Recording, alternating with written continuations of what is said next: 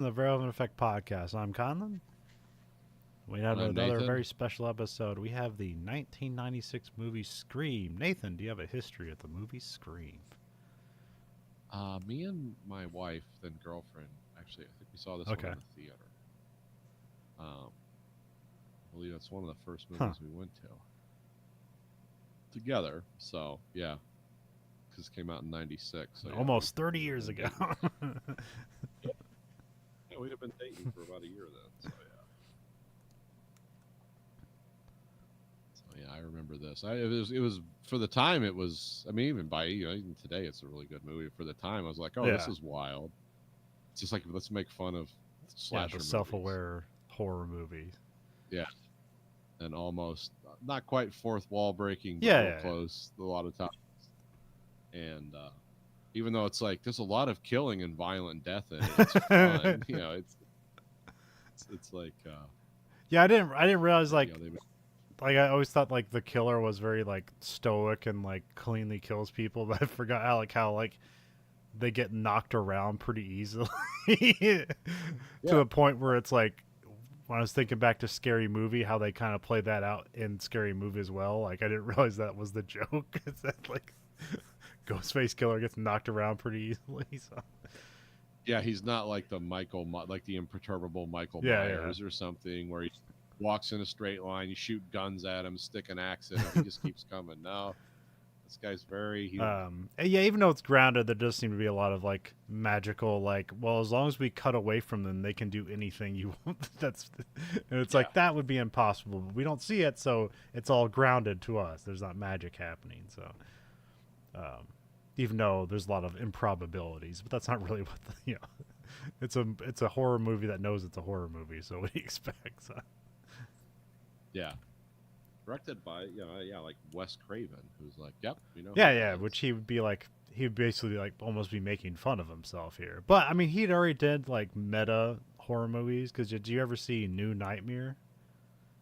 Yes, Which yes, I that's remember like, watching that. Like that's which that's like, interesting. I believe if I got it correctly, it's like a reunion of the cast of Nightmare on Elm Street. So the movie is about the cast of Nightmare on Elm Street, and then like they're being haunted by Freddy Krueger, who like I don't think of any even appears in the movie till like the very end, but he got like his hand claw like clawing around by itself, and like weird things are happening, and people don't know what's going on. um, so like he was already doing like kind of metaphysical self aware like horror movie stuff. Yeah. So um, is this his most successful franchise?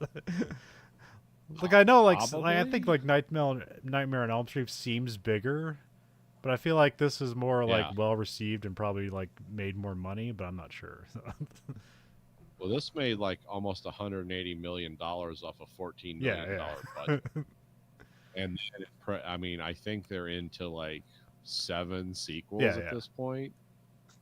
Which yeah, but they're all. I don't. I mean, they all keep like the same quality, and they're all Yeah, if you self-aware. if you look at the Uh, the ratings on Internet Movie Database, like this one's a 7.3, and all the ones are like 6.2. And if you look at the box office, they all made money except for the fourth one, so which I didn't even know existed. So yeah, I know they're up to like 7. But yeah, I just seven's like not out this yet, one. but like the guy who wrote this is supposed to be directing seven, or they're filming it right now. So Yeah. um,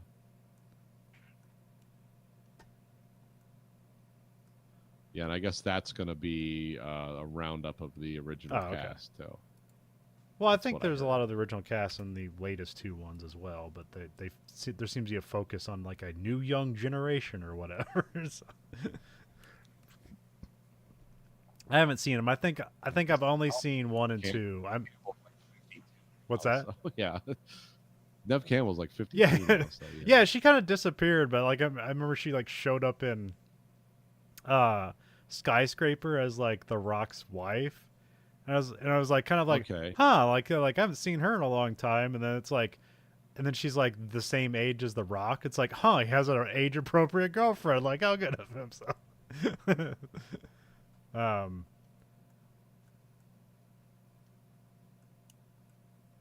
yeah, like what was it?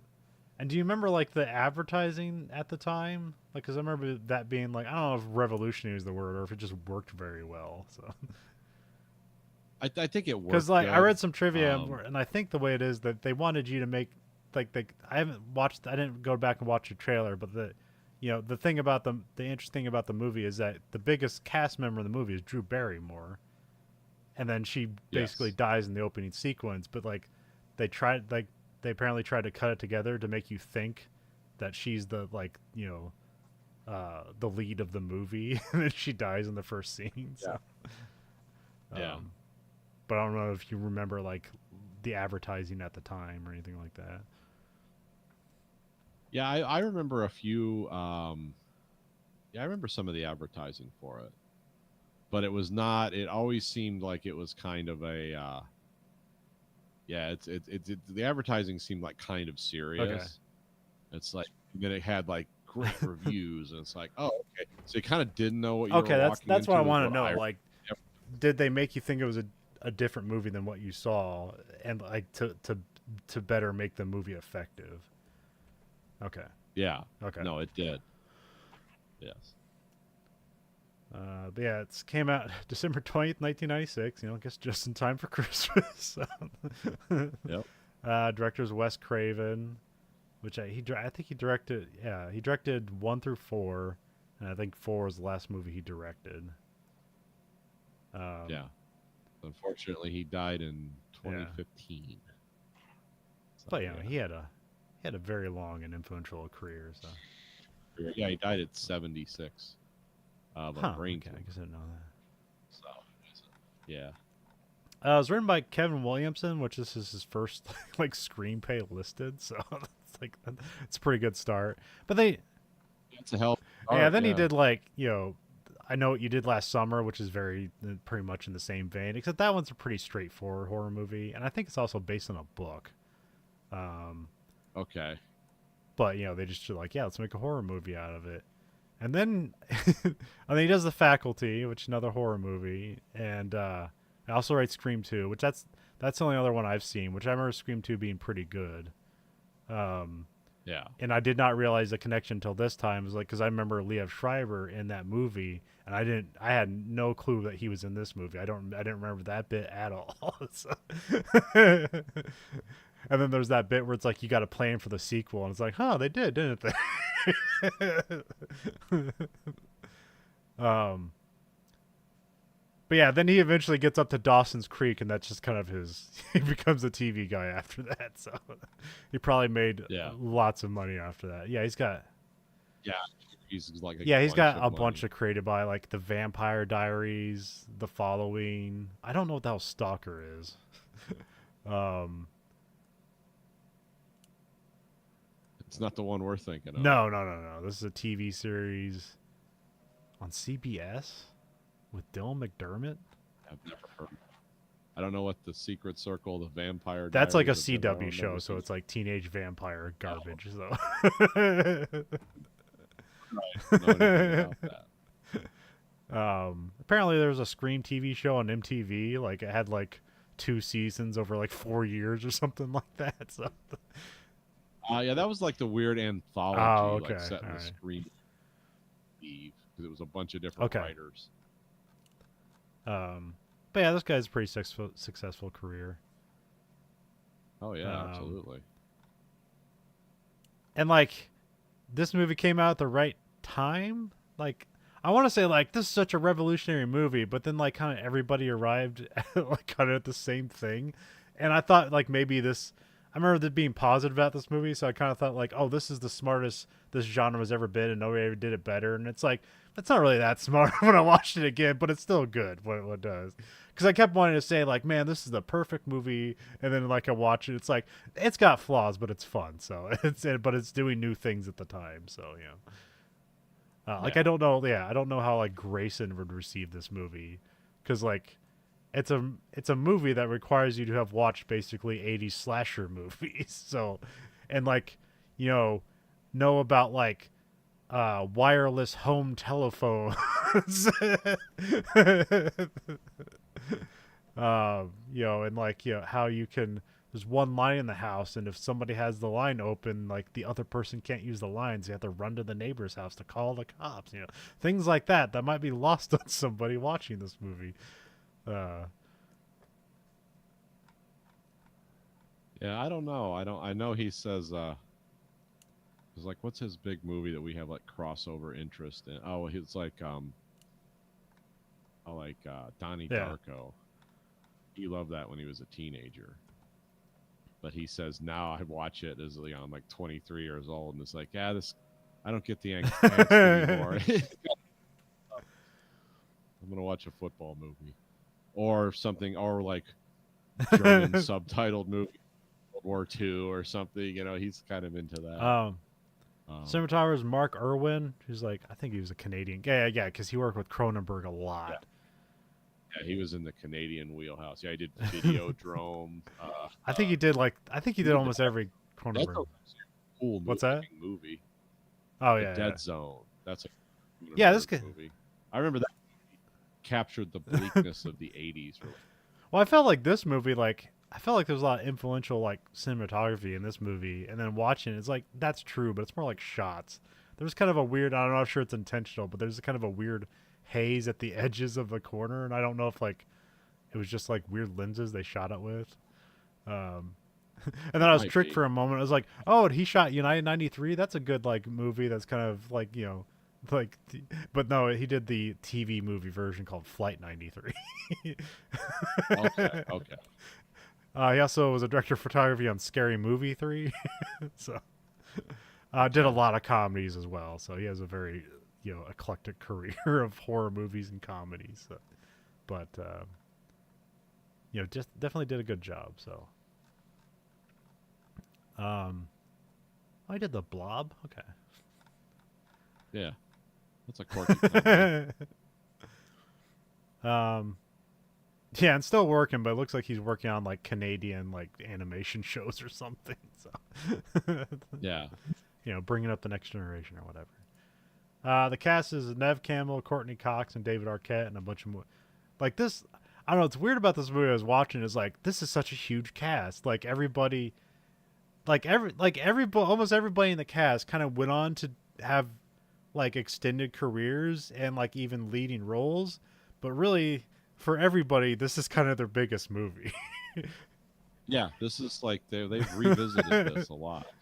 But Neve Campbell, this is kind of her whole career. She has other stuff, but she's kind of just known for Scream essentially. I mean, she had The Craft in there and Wild Things. Those are other two big things. So, I remember she just I don't know. Yeah, I saw her pop up in Skyscraper, and then they had her in the first season of the Twisted Metal show, and then they recast her in the second season. It's that's weird. What happened there? So I don't know. And I guess she was on. Oh crap! What's that? What was that? Netflix political show that was based on the British show with House of Cards. House of Cards for whatever that was, but I never actually. I don't think I think I got through halfway through the first season of that, and it's oh, this is kind of bleak and not really fun, so I'm not going to watch it anymore. So. The British one's fun. The problem with American House of Cards is it was like the American Office. It's what if we took this interesting 3-season story and just extrapolated it out over 30 years or whatever, and okay. It's you didn't like these characters now, well, you really hate them, after. It's funny, Matthew Lillard, who I know did Scooby-Doo and stuff like that after, and a lot of, and he was the voice of Shaggy forever. But it was it was fun that he showed up in the third season. Yeah, of Twin Peaks. Interesting. It's here he is, and also was in Bosch a few times. I think he was he played a Russian gangster or something. I don't know, but it was funny just to see him in Twin Peaks. And I think his just head exploded in the car. Yeah. It had a weird end, something came out of his head, and everyone's no, didn't they see one of the what do they call them, the Axemen or something? Ghost came up and killed him in the backseat of the car. Maybe that was yeah. It was something. So many weird things happened in that, which like the weirdness itself. That one episode where it was just the Axemen was kind of like that was a little challenging. All the other times they showed up or weird stuff happened, it wasn't the weird stuff that got me. It was mainly like David Lynch is the FBI director of that division's reaction. It's like, what's that? You know, it's like his body just Ha! melted. What? Huh. Did you say a culpa? Because you know he Yeah, can't hear. And so he's like, everyone else is like, whoa, and he's like, I'll be damned. Okay, well, I know what to do now. You know, it was always that stuff. It was like, or no one reacted to it. It was so great to see. Like, here's Matthew Lillard. Do you remember him from Scream? Drew Barrymore. I mean, she probably had bigger movies than this because she did a lot of rom coms. I mean, I guess E.T. would technically be a bigger movie than this. Yeah, this was just like a really cool, like extended Yeah. cameo. Well, I mean, she's on the poster. She's in the trailer, so they did Yeah. the effort of like you think she's gonna be in the movie. Which at the time Yeah. this came out, she really wasn't like the biggest thing I saw. She was in like Poison Ivy, which is like a sex thriller. And then I Yeah. looked up like, hey, when did she flash David Letterman? I guess that was the year before this, so 95. So she was like in the zeitgeist. So, but she didn't really have like this kind of like restarted her career because she was a child actor and then she was trying to figure herself out, like trying to be an adult actor. So, um, Yeah. well, and of course she produced Donnie Darko. So, Yeah. and then like Courtney Cox, probably maybe the biggest well known out of this just because of Friends. But this is like Right. this is pretty much the peak of her film career. Like she still shows up and stuff, but she's pretty mainly a TV person. She also had that show Cougar Town, which had like 100 episodes. So, you know, and then Friends had almost like Okay. 300 episodes and was like the #1 TV show for whenever Seinfeld left. So, yeah. 90s, yeah. It was Yeah, this is a very 90s biggest- movie. I guess. I don't know. Well, I guess I don't know anything about the styling. I just assume this is 90s styling. So, Interestingly, in this movie, the soundtrack not very 90s. soundtrack or score?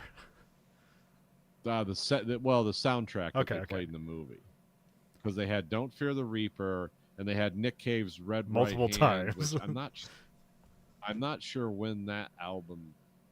That was a '90s. So that was from Let in Love. So okay, that was kind of a '90s, but they did not have a lot of like the grunge Yeah. alt I mean, they stuff. did because there's like when they start the well, yeah, well, yeah, because I called out when they have like schools out for summer, which that's 80s thing, but that's more just like a response to like the school being closed down. But they have like some sort of like grunge kind of song when they go to the house party. I can't remember, but it's kind of grungy. Um, I was going to comment on the I think that was the Sister Oh, Machine okay. Gun song. Better Than Yeah, Me, yeah. something like that. But yeah, for something that is of the 90s, like it's not delving into it. This isn't an MTV soundtrack on this thing, so Yeah, that's what I'm saying. It's like, where's Alice in Yeah. Chains? Like, I mean, this is probably But then closer again, to I like the doubt- Natural Born Killers soundtrack, so which you know has like Yeah. 9 Inch Nails and like Leonard Cohen and a bunch of other random stuff from the 70s. one of the best Yeah, yeah. soundtracks ever for a movie. But yeah, I was going to comment on the score, which I think is, I want to say very poor or just weird. I don't know, Nathan. Did you recall it at all? It's very Yeah, and forgettable. then, well, it just seems out of place when it lets itself be known. It's always out of place. Yeah, it doesn't seem to. Like, Yeah. fit. This guy's done a lot Okay. of stuff. Like, you know, he did. I mean, he won. I think he won an Academy Award for. The Okay, Hurt all Locker. right. So yeah, like I think.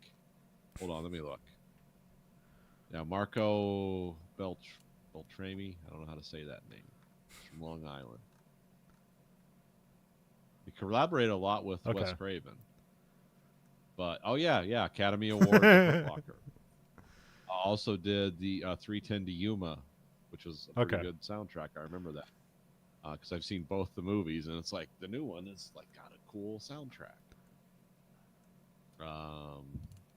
forget what. Yeah, so I don't know what, but yeah, the soundtrack did not work in this movie.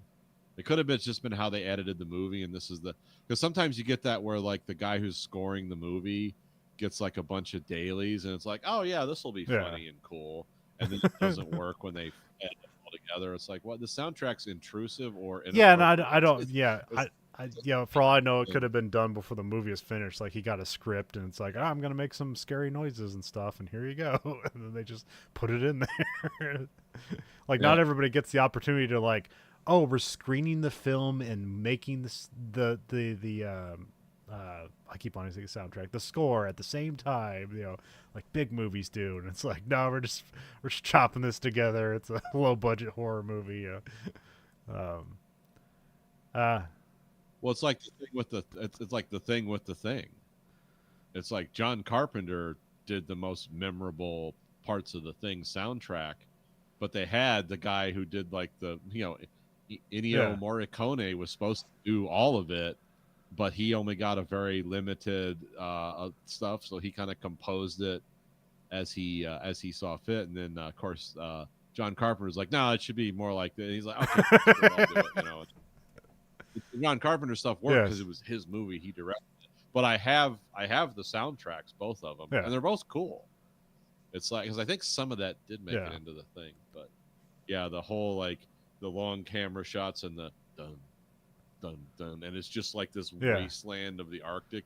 Yeah, that was cool. That was because the Ennio Morricone is like, that guy's known for like the good, the bad, and the ugly and all that. So it was more like that with a horror backdrop, which was almost like, that kind of doesn't seem like the mood of the movie to me.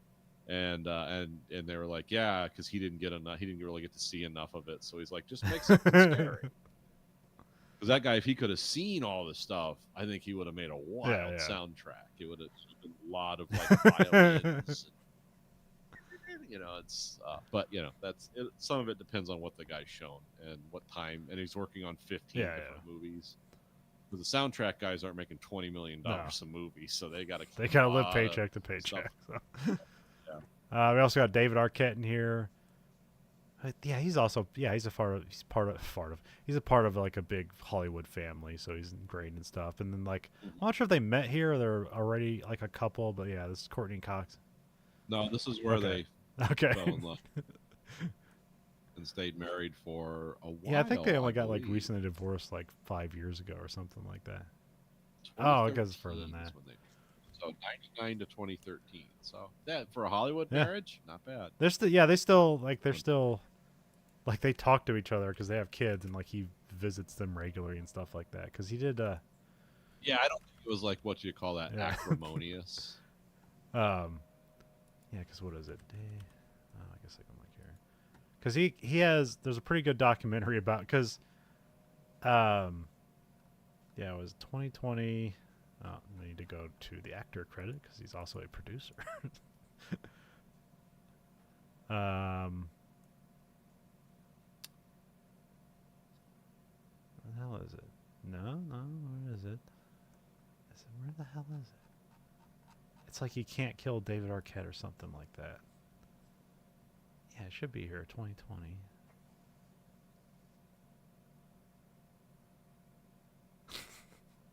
Damn, why can't David? Oh, that's not going to go well. Trying to spell that one. Well, also, like, he's listed as himself as the actor, so it's looking at a ton of different things. Let's see here. David Arquette wrestling movie. That's not the one. Because he made a wrestling movie called... Oh, I can't even remember what it's called. You can't kill David Arquette. That's a documentary about him. Because, like, he made a wrestling movie around this time where it was, like, a joke. And they're trying to, like, show up the enthusiasm of wrestling, but it's a bad movie. And then in real life, they made him, like, the WCW champion for, like, a week. And then people felt like that was, like, the downfall of, like, wrestling and stuff like that. And so, like, when he was, like, in his late 40s, he decided to get back into wrestling, and he got in, like, incredible shape, and then, like, went on the independent scene to be, like, a real, like, traveling wrestler. and like for all and mostly was like well regarded for like what he was able to do, and then like he nearly gets killed having a hardcore wrestling match with, oh crap, now I can't remember his name. He's like that's this guy's thing, and like he got his throat slashed with a broken light tube, and like nearly bled to death.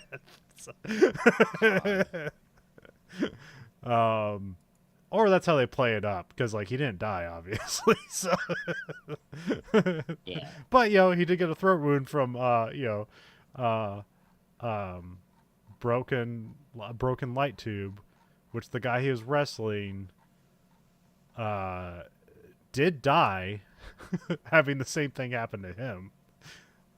Oh, Like weird. he went to Okay. he went to, I'm not sure what's his heart stopped beating. Like he lost enough blood, his heart stopped beating. They brought him back to life, but he died from that for a few minutes.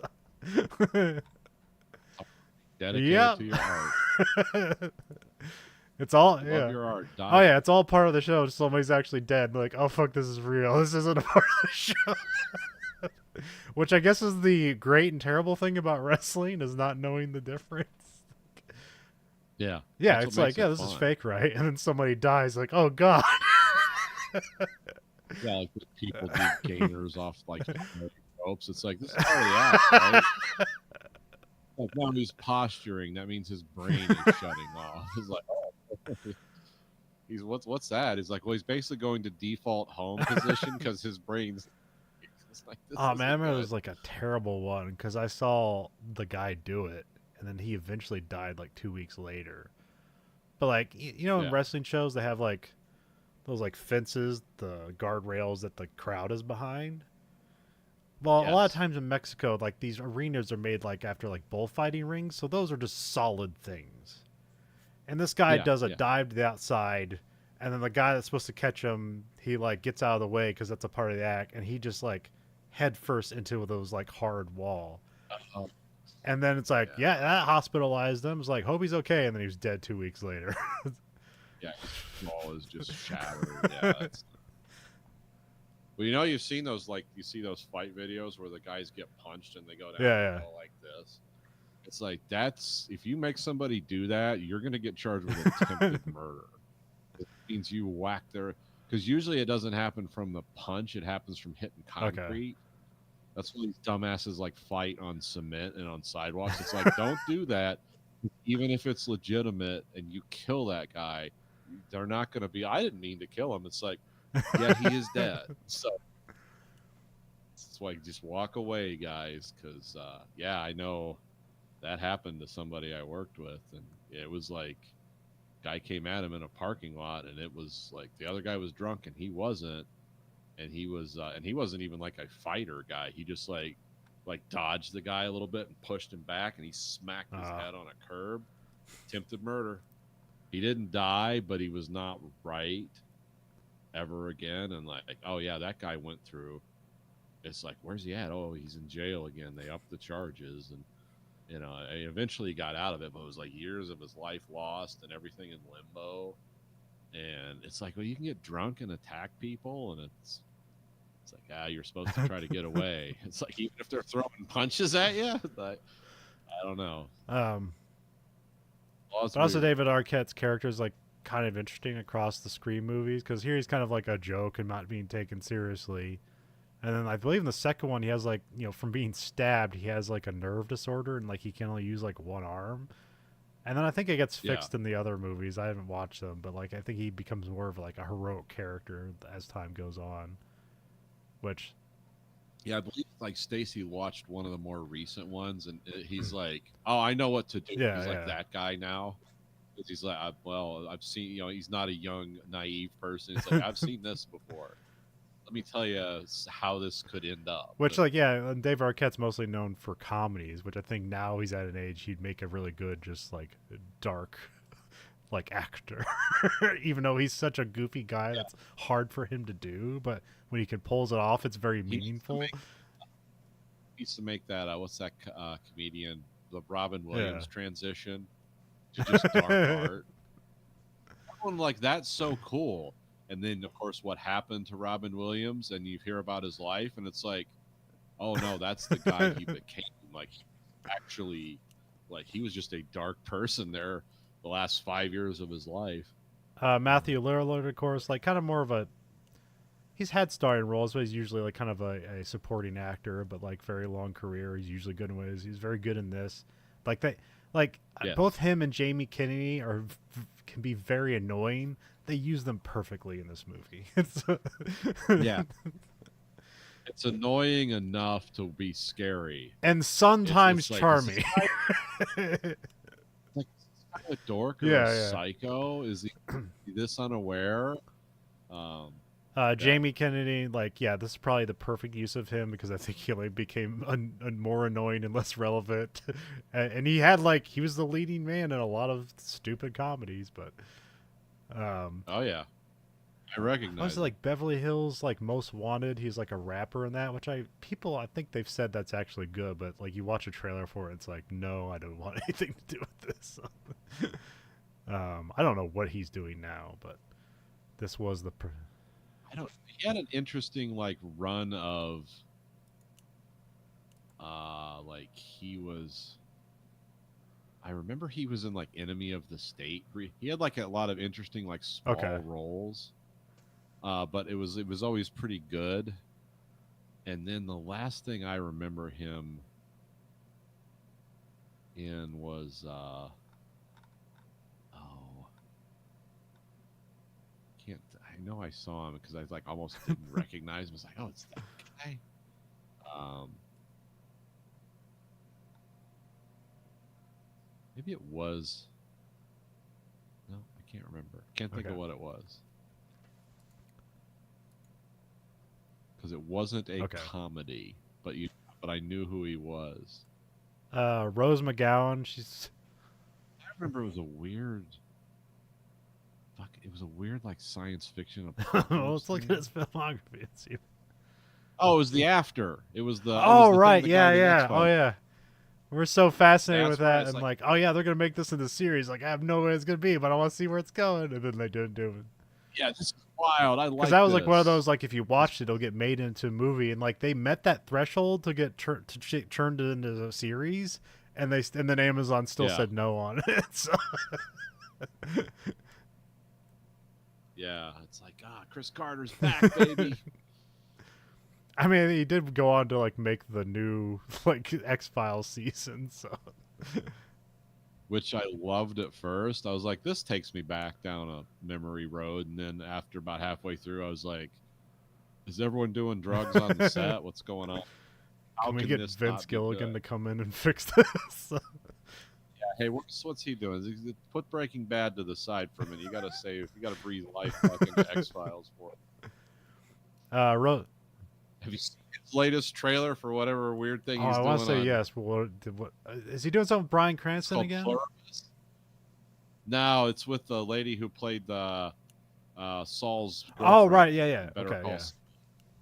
Yeah, it's called Huh. Pluribus. It's basically like the trailer I saw is like a drone is trying to pick up garbage, and that woman, that woman who I forget what her name is. She has like a very strange Irish sounding name, but she has such an expressive face, and she's watching this drone struggle to pick up trash. And it also seems like everyone around her is acting one way and she's acting another. Very much like Rhea what's that? Seahorn. Like, yeah. She's American, but that's her name. Very much. What's that weird thing about the people that like they go work in the office, but their brains are erased every Oh, time? Severance. Yeah, it's very like reminiscent of like, oh, she's living in one world and everyone's living in another, but it doesn't really Yeah, yeah. say much, so I don't know. But I know he did say it's kind of science fiction-y. So it's like, oh, okay, this might be an X Files throwback to his good old days of doing X Files stuff, or it'll be something strange and yeah. I'm trying to find it. Oh, there it I is. think you watched the Pluribus trailer on. upcoming. Yeah, Yep. Okay. Because I couldn't find her listed as it because it wasn't. I guess it's not out yet. Maybe maybe it's under. no, it's not out yet. Yeah, Oh, it's an Apple TV show. Okay, that makes sense. Rose McGowan, who like she had her run in the '90s and then kind of had to come back with um, Planet Terror, you know, and had their weird relationship with Robert Rodriguez. Uh, Shooting the yeah, machine gun leg lady. Yeah, that's cool. You're gonna fall in love with that chick. Machine gun leg. That's and now just she's gonna more of an happen. advocate because I guess she was like being taken advantage of by Harvey Weinstein because so Oh sure. I mean, yeah. It's so that's kind of yeah. her current career is just advocacy. Skeet Ulrich, I felt like they wanted him to be the next Johnny Depp, and he wasn't. But he's had a steady like television career. He's like he's Yeah. almost good in lots of things. He always he is. I thought there was more subtlety to his character in this movie, but he is always weird throughout the entire movie. So Yeah. No, he's like, yeah, is this guy a serial killer? like they needed to Absolutely. have It's him like totally play different. guitar where like people overlooked how fucking weird he is to like not see him as the killer. But I don't know. But maybe that's the Yes. point of it where it's like he's obviously the killer, so that's why you need to get thrown off of him and then put back on him. It's like, oh yeah, it was there the whole time because that's I guess that's horror movie cliche stuff. So um yeah, because I think he was he was Jericho. That was the other show he was in that I kind of liked. Well, I only watched Oh I think I only watched the first season. I think it went downhill after that and then was canceled. So, yeah, it couldn't keep up its but it did have momentum. very like, oh, they're taking on the Lost vibes and like they're really hitting it for this first season, and then it kind of loses momentum as everything as it becomes harder and harder to justify everything going on. So, And they introduced changes, and it's weird. It's not good. It's like they didn't need to go that way. um, but yeah, so yeah, that's like the cast of Scream, which like again you would think it feels like this is a huge cast, but not really. This is everyone's biggest movie. So, um, so yeah, I guess we'll get into it. We got Act One. Well, we get title Scream with screaming, of course. We got kind of weird MTV editing where there's just like a bunch of random like images and stuff flashing on screen. So there's like some that's yeah, we get some of this 90s collage editing, MTV collage editing, but it's very like minute compared to the rest of the movie. The rest of the movie is pretty like relatively straightforward. Like they're not doing crazy editing or anything like that. So No, it's pretty. we got a girl, Casey, played by Drew Barrymore. She answers a phone, and the guy wants to know who she is, and she hangs up on him twice. She puts some popcorn on the stove, which is like is this stove or what is this? It's a little aluminum thing you put on the stove and it makes it pop. I forget it has a special name, right? Is this stove pop or something like that? I can't remember. I think yeah, stove. Yeah, something like that. Because I know how because it looks like just an aluminum pie Yeah, pan with a handle. The corn pop it actually expands, so it looks like a mushroom cloud when yeah, it's finally done. And it has all the salt and butter inside it. It's a good way to pop popcorn or catch the house on fire, depending. yeah. When microwave popcorn was way easier, which would have been available at this time, but sometimes I don't know. I guess I've never like tried the other one, so I don't know. So I've just made regular popcorn, and then you just like melt some butter and throw it on there, and I remember we had the popcorn yeah, machine. It was like yeah, a hair yeah. dryer that you put kernels in, and then you use the waste heat. It had a little butter tray, and you try to cram a stick of butter in there, and yeah, it would run the kernels around, and it would use the waste heat to melt the butter, and then you were ready to go once it was all done. um, It was very much a '70s, '80s product because everything went to microwave popcorn because it was just so hard to. It was impossible yeah, to yeah. screw up. Insert 2 minutes. The only thing is people were getting like second-degree burns just trying to rip open it, getting blasted in the face Yeah, I saw with some those. internet thing where they're talking about like that little after the bag expands, there's that little slit at the top where it's like, oh, that's a vent for the heat to escape, and they're like, no, you leave it there and you shake the bag, and then you can get all the unpopped kernels out of the bag before you open it up. And like I've seen people do it on the internet, and then I went to go try it, and it's like this doesn't work at all. Yeah, I think there's like No, it's more internet I mean, it's fakery. probably true. Maybe you have to do a special way because there's like a guy in there, and I don't know his name. You've probably seen one of his videos because it's very funny. He seems like he's Canadian, but he's probably like from Minnesota or something like that. But he'll like watch some like TikTok hack video, and I'll be like, "No way, for fuck's sake!" And then he'll go do it, and it's like, "No way!" It's like it fucking works. That was one of them, but like I couldn't get it to work. So, Yeah. um, the guy calls again. He says, "What's your favorite scary movie?" Which obviously this is fun because Scary Movie is a spoof of this movie, so which is also a good Yes. movie. Um, says her favorite scary movie is Halloween, which will be played a bunch throughout this movie. So, Yeah. They must have. Yeah. They must have got the rights to it. I mean, there's a bunch of Wes Craven references to this movie, but I don't think they ever like have any like Wes Craven movies showing. So, No, they probably didn't want to be that on the nose with it. well, actually, there's I think the Tatum character, like, like I guess purposely maybe says his name. She says Wes Carpenter. um, yeah, because like that's like another one of these impossible things about this movie is that like everybody is a film buff in this movie. Yeah. No lines. They say them correctly. People have opinions, and Uh, the internet does exist in this movie, but it's only like featured like once. So, um, and also like just yeah, I don't know how like this place because every house is like in a farm. It's like out in the out like in the county somewhere because you have like these huge yeah. houses. Like Sydney's house is like on this rolling hill farm thing. It's like, well, that looks Yep. amazing. And then like the bus is taking her there and stuff like that. And it's like, and it seems like it's supposed to be like a modern day city or something like that. But like all the houses are farm towns. So like I have no idea how them. I mean, I guess they just have sheriffs. So this is supposed to be a small town, but they just also have like hip Yeah. kids, I guess. Or maybe they're not hip. I have no idea. Like I'm not a hip person. Well, it's set in the fictional town of Woodsboro, Oh, okay, all California. right.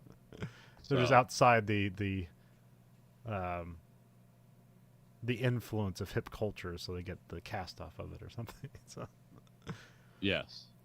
Like they know that Los Angeles yeah, is yeah. a place. They live out in the country, out in the rolling hills of California. I mean, it could be Yeah, way it's up probably north or too. something like that. So this could be near Sacramento. I guess I don't know. For all I know, they filmed it in Canada. Like I guess I could look that up. What are the filming locations for this movie? I mean, I don't know. I'm guessing it had to be shot in California just to save on budget. Oh, I mean, you'd save on budget in Canada too. Although I do know Nev Campbell's Canadian, so maybe they could have shot there and saved a bunch of money. No, California. Well, Sydney's house is in California. It's all in California, so okay. Yeah. Okay, that makes sense. Um. So yeah, she's about to watch a movie. She locks the door because she's like kind of weirded out, but also intrigued by this guy. So, Yes. um, and then he says something like, "I want to know who I'm looking at," and then she's like, immediately gets scared. She's like, "What?" He's like, "I want to know who I'm talking to," and she's like, "That's not what you said." Then she gets scared and turns on like the outer lights to the patio, which is like a pool out there. So this Yeah. house probably costs like $22 million now. So. Just a quaint farm town. Yeah, farm. The voice gets more angry and it says, "You hang up on me again, and I'll gut you like a fish." The doorbell rings, and then she's like, "Who's there?" And he's like, "Never say who's there. Like, don't you watch scary movies? It's a death wish." So we're setting up like kind of the kind of meta of this universe where it's like a scary movie that knows it's a scary movie. So.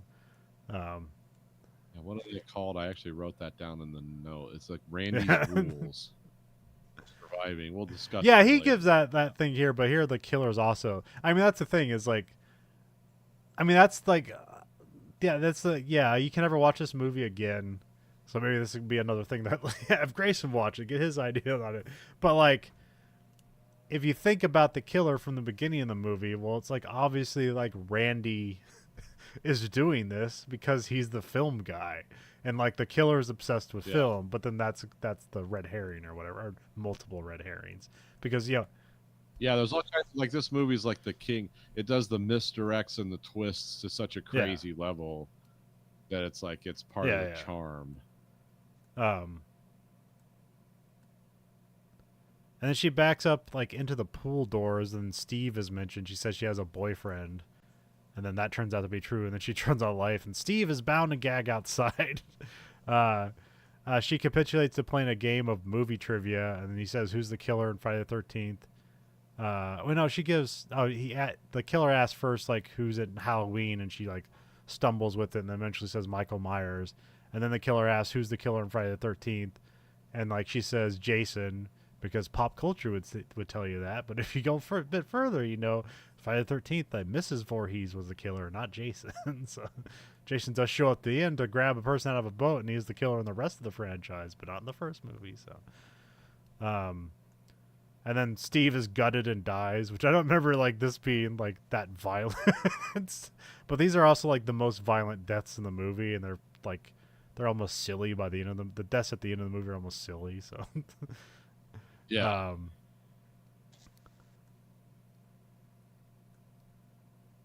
A chair gets thrown through the patio door. She runs to the kitchen where the popcorn is now burning because she didn't take it off the stove, so it just keeps on cooking and burning.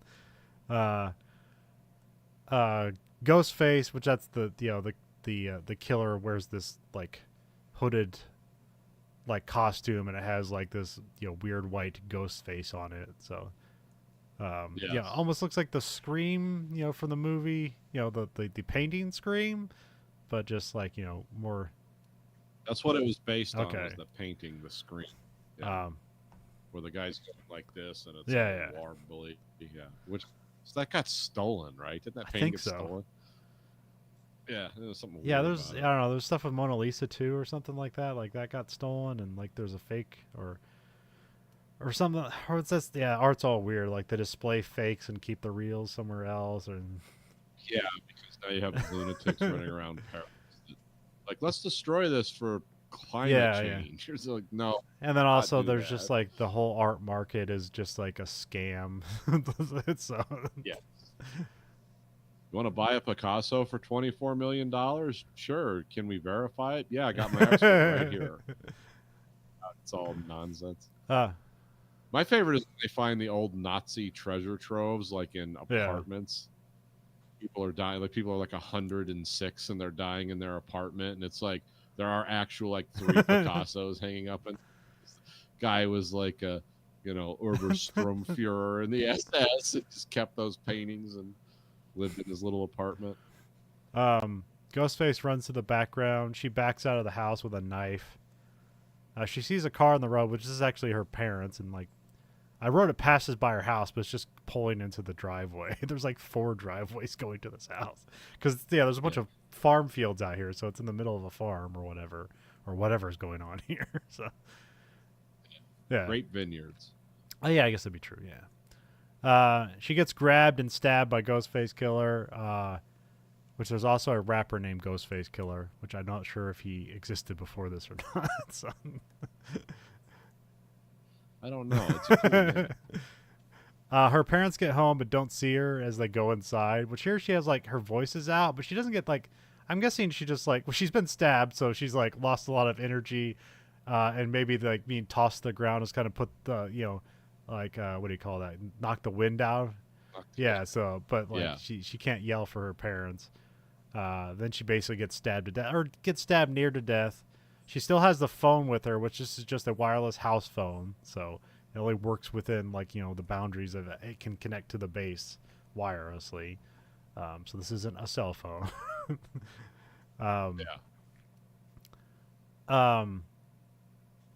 But yeah, they see the house is all like broken. There's a bunch of trash. It's like the house is trashed. There's a fire on the stove, and like they keep calling for Casey. She picks up the line, but like the other line that Casey has is still open, so she basically hears her die over the phone. And She's like Yeah, gasping and and stuff. because Yeah. the line's open, like she can't call the cops. So, Yeah. they're out, but also like out in the middle of the farm. So it's like it's gonna be like an hour before they can get there or whatever. So, which is like pretty much a thing in this movie is that even if you call the cops, it's gonna take forever for them to get there. So, Yeah. um, um, Speaking of police response time, just as an aside here, you heard about the Mormon church shooting in yeah, Michigan, right? And I guess like the guy that showed up and neutralized the attacker was a DNR agent who happened to be like a block over. Because I kept saying the police response time was like a minute. I was like, was a police station right next to the church? And no, there was a game warden there who just got the call. It's like, yeah, I'm heading over there, and the guy was outside and he shot him. It's like, but they said it was like a minute and 10-second police response, and this is a yeah. little town, up here, and it's like that's crazy. But then you get the story. It's like, oh no, he just happened to like be right there when the Huh. call came in. It's like, oh, they're using game wardens for law enforcement. Big, situation. But then it was explained. I was like, oh, okay. Because like a minute, that's crazy. Like that's just right. That's like the police department's attached to Yeah, the because church. the guy like rammed a truck into the place and started a fire and then shot around. Yeah. So Yeah, I mean, I don't know how long the attack was ongoing, but from point of oh, 911 okay, call okay. to response, it was like a minute, because the guy had like completely leveled the church with fire. So, but by the time someone got a call out, it's like that's a crazy response time. I've heard of 5 minutes. I've heard of under 3 in big cities where they're just on foot. But I was like a minute. It's like, whoa, this guy just swinging from a rope somewhere. And you're like, DNR DNR man. agent. Like he's there. Did you not have a tag for that deer? Execution. Yeah. You can't hunt without a permit, and that includes people. Oh, Judge Dredd. It's like civil hunting violation 4, sentence death. And he probably has like an old you'd hope he's a game warden. You imagine he has like antique weapons of the. Hope he's using the 4470 on him. He just blows his upper torso off. That didn't happen, but it was still like, huh? The game warden hard in Road, Michigan. So the mom is like going to run to the neighbor's house, which could be quite a ways away. I'm not sure. To go call the cops, and then she. A reference my wife picked up: "Run to the Shermans." That is what happened in. Oh, Halloween. okay, all right. She tells the kids she's watching to run down to the Shermans as Michael Myers is storming the house. So, yeah, my wife gets all the references in this movie. She's like, "Oh, that's the girl from The Exorcist. That's that person. The teacher was in a horror." Like, she knows horror movies a lot. Me, not so much. Yeah, I mean, this movie's self-referential, so it's gonna have all that stuff in here, which makes it almost like a Naked Gun movie. Like, just look in the background for the weird like jokes. And here it's just oh yeah, I'm looking up stuff like I have like notes in here about some of it, not all of it, because it would actually we'd be doing a 5-hour podcast of Easter eggs. Yeah, I know. I think there's a poster of Clerks here when they go to the video store, and I think I'm pretty sure Jay and Silent Bob make a cameo in just like an establishing scene in like Scream 3. Like they don't have any words; they're just like standing outside of a building. Yeah, it's like a car's driving by, and they turn around, and it's them doing Jay and Silent Bob thing. Yeah. Which for the time was really cool. I remember that was like a cool era of film and film. It's like, oh, this guy is in this movie. Cool. The Clerks guy's in this movie. Here's Casey dying over the phone, and she still has the line on. Then the mom opens the door and sees Casey's like hung from a tree and gutted, and like her entrails are hanging out. It's like, damn, that's pretty gruesome. Yeah, very silent for the hams. Ready when you are, Officer Pimbry.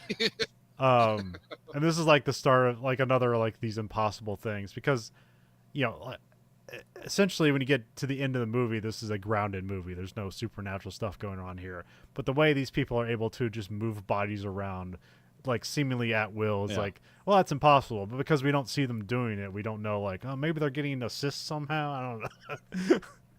Maybe he's using a Yeah, winch, yeah. fulcrum, to get the body up in the. Because yeah, have you ever, even if she's a 150-pound woman, have you ever tried to like just Yeah, dead it's pick 150 pounds? It's you're yes. gonna hurt yourself. Um, that's why people do it under fire, and that's your motivation to get the hell out of there while carrying someone else's weight. That's why they give people medals for that, because they're blowing their knees out. Well, but yeah, I mean, that's like crazy. Like, there's ways to carry people, like firemen carry. Well, there's ways to carry people, like not in my weight range, but I there's mean, ways like to carry you people. can Like, carry people. It's getting them in position to carry them that what with dead weight is almost impossible. There's a thing yeah, called a roadie roll, where like you grab somebody's arm and you basically do like a front rolling on top of the person, and like you can like grab their arm and pull their weight onto your shoulders all in one go. And that's like the most efficient yeah. way to do that. But it's like you have to practice doing that. But That's just like that's not gutting someone like a deer and then getting them up in the tree by their neck in like 10 yeah, yeah. seconds. Like, that's really hard to do. But it doesn't matter because the movie's not No, taking itself too. Other than it doesn't even have magical realism. It's just like, no, this is actually, no one lives forever. No one has supernatural powers, but that is a supernatural power to manipulate corpses like that.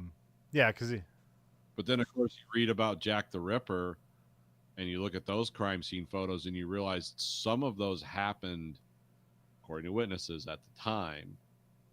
In like, one of them happened in like 35 seconds. It's like she was standing there, and then she walked around the corner, and then I walked around the corner, and all her organs were perfectly laid out. But that's why they always said it was like, oh, it was a surgeon or a butcher that was Jack the Ripper, because he knew exactly what he would. Because anyone else would just like hack him to pieces. Like, he was doing very specific weird things. But also, there's a chance the timelines are wrong, because these were mostly alcoholic prostitutes that like, well, 30 seconds or 15 minutes. Like, you don't know. She was drinking ether, so who knows? so I've been in Act 1. I guess it's more of a, what do you call that? Prologue. Yeah. Prologue. Or is that after? Or no, it's after an epilogue. I forget this every time. Okay. Yeah. I remember the famous saying, the past is prologue. Is that from Tenet? No, it's from okay. JFK. I think that's... yeah, I believe that's that. I don't know where it comes from. Okay. That's where I remember. So Act 2, we got Sydney, played by Nev Campbell, who's actually the hero of the movie, I guess, is typing up a paper. This is just like a word processor, but also has internet access at some point. So, which that stuff was around like Commodore 64 had internet access. So, yeah, I mean, we had a form of it. But it was, we could do like LexisNexis searches and stuff. That wasn't called that then, but we could do like bulletin board stuff. Her boyfriend, Billy, played by Skeet Ulrich, sneaks in through the window, which is a very common thing in like 90s about sneaking into the window. Yeah. I never did that, so I don't know if that's an actual thing or just like a TV trope. So I never had the physical acumen to get up on roofs to see my girlfriend. I would always like come outside under the rubric of helping me jump my cars. So it's like, I'm not coming to you with ladders and stuff. I want to get shot in the face. Yeah, I know. Like, it was Doogie Howser. Like, his friend would come in through the window. Like, that was, like constantly. It was like a troop with I know. friend. Like, Clicia explains it all. Her friend would come in through the window to hang out with her, but like they were never like girlfriend boyfriend. It was just like an eccentric thing to do. Something young people do that aren't afraid of falling. And of course, Animal House is just to look at sorority women. So. Yeah. Porkies, you just drill a hole in the wall. But at least in Animal House, the ladder falls and he kind of has like an orgasm and or pain all at the same time. So, yeah. We also introduced the concept of the door getting caught in the other door, where like the closet door can like block the room door from opening. Yeah. similar force that you'd like putting a chair under the handle would do, but from a different side. I mean, this is probably a set, Let me but tell I can imagine this actually being a thing. So, yeah. And if no one was exerting force against it, it would stop the door from opening. But let me tell you, from someone who lives in a house with foam core doors that I gradually am replacing, you put the slightest amount of force on them, they're just going to break in two. we also like introduced that Sydney's dad is going away for the weekend. But also, like, yeah, Billy has to hide because he's not supposed to be there because it's the 90s. Billy has a weird conversation about like the age rating of the relationship and stuff like that, where it's like, I respect your like over the bra stuff or whatever like that, and PG-13, but I want to go to NC-17. yeah, it's very stupid. So. Again, you need to give this guy like have him be like a guitar player just so that like it's okay for him to be weird because he's talented otherwise. Yeah, he has to be a musician or in some way eccentric. Otherwise, he's a psycho, which is kind of funny because, yeah, he's actually a psycho. So. I don't know. That's also the thing. Like, maybe other horror movies do this better, but it seems like nobody in this movie has like interests. Nobody does anything. Nobody has a hobby. Nobody has like goals. Except for Randy, he works at the video store. So he's basically like a small town Quentin Tarantino, but of only the crappiest genre of film, just horror slasher movies. Like, he's not talking about like great westerns or obscure like foreign films. He's just like just horror. But that makes sense for horny teenagers because all they're looking for is like, oh, when do you see her boobs? And because this was before the internet that came later, which is like you wouldn't care about boobs in movies. See like hardcore, Berlin S&M now, but back then it was an innocence. It was the hero's journey. Yeah, like I said, JB Kinney's very annoying, but he's very likable in these movies, and like it's kind of perfectly cast for him. And I think they kill him in number 2, and I was kind of bummed out about that. So, yeah. They lay down and kiss. Billy gets more handsy, and then Sydney rebukes him, and then we get like a slow version of "Don't Fear the Reaper" plays in the background, which my Amazon thing just lists Blue Oyster Cult as the. It doesn't. I don't know if that's like one of their versions of it, or if somebody else did a cover, but I have no idea what's going on here. That doesn't. I looked that up myself, and all it lists is Blue Oyster Cult. So there must be like multiple. Well, that's one of their biggest songs. So there's probably multiple variations of it that they do because it works fast or slow. Well, yeah, because I like the lyrics were lighting up with what was going on, and I'm like, but like it was slowed down. I'm like, but this is "Don't Fear the Reaper," right? Like, baby, don't fear. Which with the imagery of Ghostface Killer, and then that Billy's one of the killers at the end was like kind of maybe like not prophetic, but like leading, I guess maybe. It's very well picked. That and end. All the lyrics to Red Right Hand. It's like, it's like he wrote that for this movie, and he would hate that if I told him. He'd be like, I'm a commercial artist. That sucks. Well, I learned songwriting essentially from Nick Cave, because weirdly, I think I've said this before. I got locked in the idea that like songwriting had to be personal and about like personal experiences. And it's like, oh man, but I'm like, I don't have a cool life. There's nothing I can say. There's nothing I do.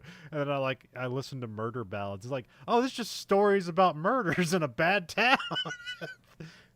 I'm pretty sure he didn't kill anyone. It's like, oh, you can just make stories. The essence. Yeah. So I just started making like my own version of murder ballad songs, and it's like, oh wait, this might come off as weird. It's like, I'm just telling a story. I'm not murdering people. Yeah, murder ballads was very specific. It's like, this is what we're doing. Because then there's some of the other stuff. It was like singing about like Lazarus in the Bible, or it's like the song called "Dig Lazarus Dig." It's about a guy who never dies. He wants to, and it's like,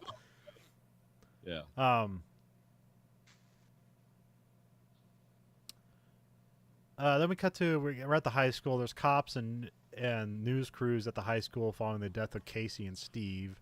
Then we're introduced to Tatum, played by Rose McGowan, who like updates Sydney on everything that happened, and basically she has all the correct. So it's just like, yeah, she just has all the things, and they're all correct because we've all seen it. So it's like, all right, now everybody knows everything. So, The transfer. By the way, one of the reporters in the background is the lady from The oh, okay, Exorcist. Her is one of the okay. reporters. He's the one with the cops pushing her back. He's like, the public okay, needs to right, know. yeah. It's like, yeah, that's okay. We also hint at the death of her mom. Then we cut to Sydney gets called in to talk with the sheriff, and we get Himmler Winkler as the principal, and this is kind of He just looked like an amazing casting yeah. I mean, at the choice. time, he'd just be like he's a comedic actor, and like he's kind of a joke at this time. I mean, like he's doing like Waterboy and stuff like that, and it probably really wasn't until Barry where he got like his like, oh, he's a good actor. So It was just fun Yeah, to yeah. see him. Just being that yeah, I guy. mean, this would only be what like 20 years removed from him being like the coolest guy in the world. So yeah. Which was always something he had an ambivalent relationship with. I remember he did a long interview. I think it was on Opie and Anthony about it's like, yeah, you don't understand how you struggle. You hear about like actors struggle with the character, and then you do it, and you're like, I love this character. He made me everything. And then the show's over, and it's like, I don't have a personality. I am typecast to death. No one will ever see me as anything but this cool guy. And he's like, and I'm a Jewish guy from the Bronx. I'm not. It's like, it was a poignant because he was being dead serious. He's like, you love that character, you hate that character, because it's like, yeah, I did my best work from the time I was like 22 to like 27, and then that's a wrap. But of another 50 years. He was saying something like that, and I was like, that's sad as hell, but it's also true. And then we're introduced to Deputy Dewey, played by David Arquette. We get Stuart, played by Matthew Lillard, and Randy, played by Jamie Kennedy. There's like a bit where they're like sitting around the fountain and kind of like trying to guess who the killer is and stuff like that. And they're being really very dismissive and grotesque about something that if it actually had happened in that place and time, like all the kids in school would be crying and freaking. Like, no one would be. I mean, in the 90s, this. like you could have this disassociation and what do you call that? Like, what's not moroseness? What's the? It's gallows humor. But like, what was the attitude of the 90s where it's just like nothing matters and like stuff like that? The apathy of the 90s. Like this is how kids would react in another state, but this is happening to their school, and they're reacting like they're kids in another state. Where it's like, well, that didn't happen here, so who cares? Like, what's the only person having an appropriate reaction is Sydney, because she's like, "Would you stop? Would you talk to?" Because they're like, "It gutted her like a fish," and all three of these guys are like suspects immediately. The movie guy, because he's being very like technical about it, and it's like. I went to a high school where 3 people got killed in a car accident, and the school was not the same for the rest of the year. Now, mind you, only like 100 people went to the school in total, so it wasn't like 3,000 kids. But I see this now, and I'm like, oh, no, people would not be acting this way. And if anyone did, they'd be expelled. Like, it's like, especially because they don't know who the hell did it. It's like, if you're acting this way, it's like, oh, well, okay, you're public enemy number 1 at this point. So, but... none of these people are like teenagers in real life either. So, and it's a movie. Maybe it's the most jaded town in California. It's like maybe they're used to people getting sucked into combines and shit because all just like, people die. Sometimes their insides are on their outsides. I remember one time I was in homeroom and there was like an announcement about like somebody dying in a car crash. Like on a county road, because obviously they're probably driving a truck going too fast, slid off and rolled over, and probably didn't have seatbelts on, and probably got split in half by the truck or something as it rolled. And then like the girl next to me like knew the people and started crying immediately after hearing that. It's like, oh, that's fucked up. I didn't know any of these people, but I knew it wasn't time to bring me up. It's like, let's be circumspect about this.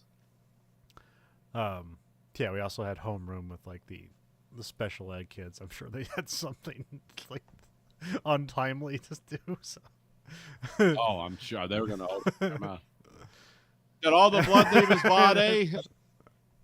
Was his brain still alive after he was decapitated? Yeah, there's people like that. The pre-autism, what that was. Like, no, Tommy, and stop talking about it. Why? We dissected frogs in science like that. Go out in the hall. You're gonna get the paddle. I think here Randy is already accusing Billy of being the killer, and then like Stewart pushes back on that, and I think even Billy gets up and is like, "Why aren't you the killer?" He's like, and then Randy's like, "Yeah, no, I should be a suspect as well." Even though they don't know like the, it's just a killer. They don't know the specificity of like the movie trivia killer stuff yet. Just so. Yeah. We also learned that Stewart used to date Casey. So that's weird. Yeah. Because we don't know, like, we know that like Stewart and Billy are the killers, but we don't know like who killed who. So like, yeah, we never. So like, know. did Stewart kill his ex-girlfriend and then kill his current girlfriend? It's like that's all weird. So.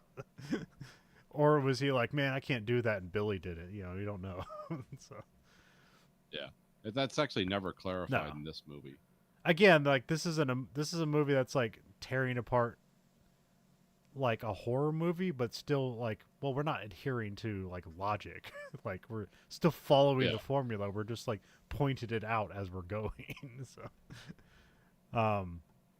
which I guess just by the necessity of that, it makes it seem like a smarter movie. I don't know. But when people start doing it after this movie, then it starts seeming dumb because it's like, well, I used to do a thing when I'd write scripts. I'd always like make fun of my own movie. It's like, and then I'm like, well, what are you doing? Do you believe this or not? It's like, it's not fun to make a shitty movie and then like, hey, look how shitty this is, to like point out the obvious, like where you're trying to get the audience on your side that you bored them. Like, I don't know what that's doing. So.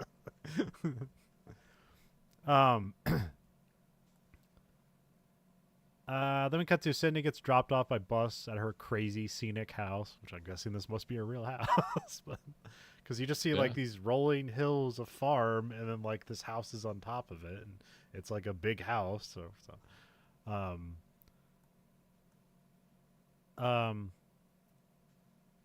So yeah, she talks with Tatum on the phone, who's like supposed to spend the night at Sydney's because her dad's gone, and it's like, yeah, we have multiple people together. She watches TV and like flips through it, and like all the channels like are all talking about the murder, and then she stops at one reporter, like Gail Weathers, played by Courtney Cox. Where here she's supposed to be like what do you call that? Like a shock journalist or something like that. Yeah, it's something like she works for a local station, but she's like local news gossip. So yeah, it's not like she's not like. Well, they kind of combine things together. They make her look like she's a local news reporter, but also she's supposed to be like Ricky Lake or something like that. Yeah, it's because she has published books, but she's not like big time. She's not big network. He's kind of seen as like a blood chaser. Like the guy. What was the one step above like the what was that movie called with Jake Gyllenhaal, the Nightcrawler type stuff? Yeah, she's a little above that, but not much. And then she reminds basically the audience that Sydney's mother was raped and murdered in the town square. It's like, well, that's messed up. So, yeah. Then we cut to Sydney wakes up to Tatum calling, and then she hangs up there, and then she gets a call from the killer. She thinks it's Randy, so she's like, "Oh, Randy, this is funny." She even saying like, "I like your sexy, gravelly voice." So. By the way, the over the phone voice guy was not either of the actors. They hired a voice actor to do it because I guess they were going to try to do like the whole voice distortion, but they said the audience would pick up on pretty quick. It's like, well, we know who these guys are. So they actually had a third guy. Which voices. This is a pretty good. I'm not sure how much money he got out of it, but he's every time there's a lot of ghost face killer stuff in media, and he gets to go do the voice of it. So, which like he has a ton of credits behind stuff because he does a lot of voice work. So I mean, I'm sure he can afford a normal house in Yeah. California. I mean, back Which then, yeah, he could he's a afford it million. and just keep its value. You know? Yeah. He probably bought a second Yeah. property and been renting it out. He's probably a millionaire by now. So. Yeah. Just a slumlord millionaire. Yeah. You don't know anything about the guy. He could live in Ohio for all. I mean, I think with voice work, you'd have to either live in L.A. or New York, because you got to go to recording studios. I mean, nowadays you get away with it. Now you can have your own recording studio and just do it from just do it from Wyoming. Who cares? Yeah, that's the nice thing.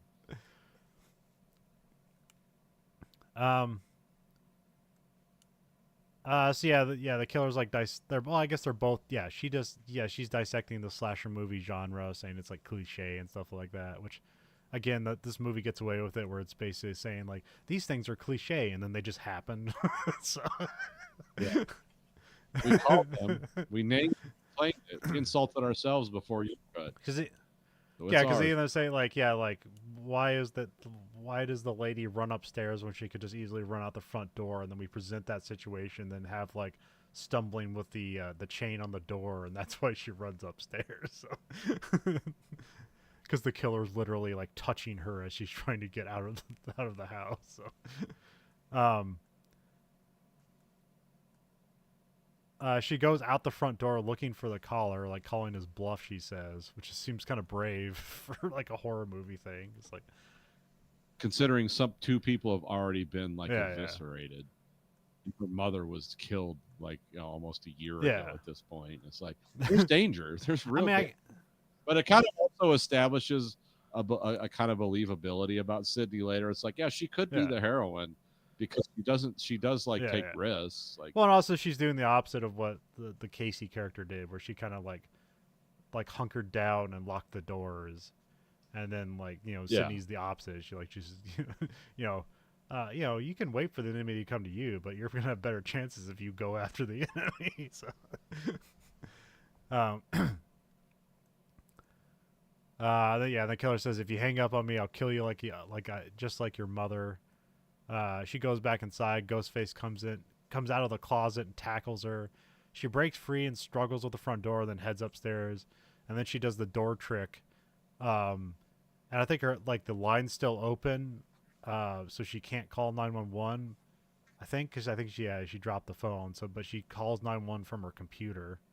So it's like which is the only time they use a computer. Basically, this is the first, the second and last time they use a computer. And then Billy shows up at the window, and he drops a cell phone out of his pocket, and then Sydney runs away thinking he's the killer, because obviously the killer's calling from a cell phone. And then Dewey shows up, and he's like weirdly holding the mask up at the door, and so she screams at that, and then he's like, "Ah!" And so everyone's afraid. So it's a good shot. It makes no sense, but it's I guess he's like knocking on the door with the with the costume in his hand or whatever. So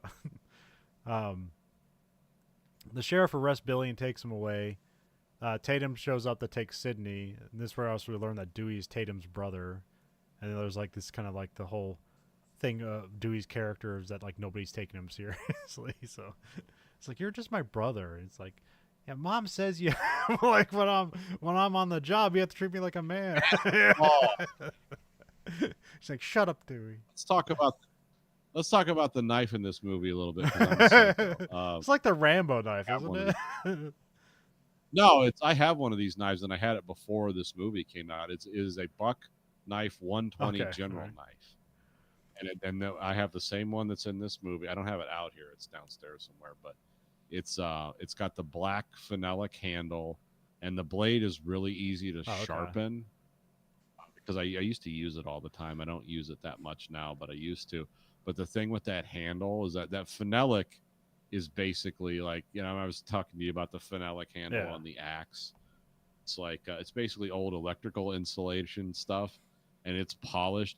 That knife, if you get any liquids on it, it is slick as hell. It's hard to hold onto. So I don't know what they did in the movie, if they put hockey tape on it or something. And also the clip point on that is prone to break. But they're never, if you use it to pry. If you're just stabbing women with it, I guess it's okay. but I just know from like having one of these knives, it's like, oh, if that thing's covered in blood, it's like you're not. It's like holding onto a piece of ice. It's like it's gonna slide right There's away that little from you. groove in it. Is that just a lightning technique, or is that is that the blood groove? Now, yeah, that's called a what do they call that? A Okay. fuller, and yeah, that's just to keep the knife light. What it's made for is Okay. gutting deer, but it's also it's considered like because I have like the knives of Alaska knife back here, and that's called a camp knife. It's a big fat blade, so it's like you can use it as an axe, you can use it to skin. It has that purpose. This is basically like a general purpose Okay. skinning knife. They make buck skinners that are actually a lot better for it, but you could use this if you had to. If you had to get the entrails out of a deer to dress it, to bleed it out so you get the meat, this would be a fine knife to use, but it would get very slick. Yeah, it's an This is weird iconic knife stuff. for this movie, and it's also like seems like something that would be readily available. So, Yeah, you could buy them anywhere for $120. I think it paid $79 for mine, but that was like over 30 years ago. So, and it's a good knife. It's not as good as like some of my other knives I have, but it's good for like that price point. Comes with a nice leather sheath, about 8 inches long. So, uh, but yeah, if you wanted to, if you were going to be a psycho killer with that knife, definitely get some hockey tape for that handle. It's going to fly right out of your hand once it gets a bunch of blood and trails on it. Gail and her crew show up, which is just a guy named Kenny. um, Poor fat Kenny. yeah, I think there's that. Yeah, he's always eating something, and like there's one section where like he throws chips out the window, and they're like reduced fat chips, you know, which was like the thing in the Yeah. '90s of all these like kind of like fad things. Like, yeah, this is the thing that's making you fat because like nobody either was hidden from us or just nobody knew how to actually like lose weight. So it's like, yes, like eating less will lose weight, but there's also eating tons of carbs is not good. Oh yeah, the '90s was the time of what was that, Yeah, yeah. Olestra, where it was like, oh yeah, you can use this new oil that won't add fat. You could or could not have explosive diet result of it, but we won't talk about that because what was the warning? It was the worst warning ever. Like may cause Yes, anal leakage. yeah. It's like grossest warning. It's like I'm definitely not eating that. No. Which I think there's like, oh, what is that? Those like sugar-free gummies that have some sort of like alcohol in it. They'll also do the same thing. If you eat like a bag of those, you're gonna be shitting for the week. Oh, sugar Yeah. alcohol. Yeah, yeah. Because it's alcohol. It's basically fermented alcohol that Yeah. tastes sweet. It does not have any sugar in it, but your mouth, you Yeah. think you're eating sugar. But yeah, if you swallow a bunch of that, oh yeah, you're gonna sit. It's gonna be like cartoonish. You're gonna be like, yeah, it's a nightmare. We cut to Sydney's at the sheriff's office. They can't locate her dad at the moment, so they don't know if like, yeah, they don't know what's up right now. But that's just like a thing in the wind, because yeah, because like, oh yeah, people don't have cell phones. Like, and it's like, oh well, they know he's checking at this hotel, but like, so he'll be listed there if they call the hotel. Like, this is how you had to like contact people by way of other people back in the '90s. Like,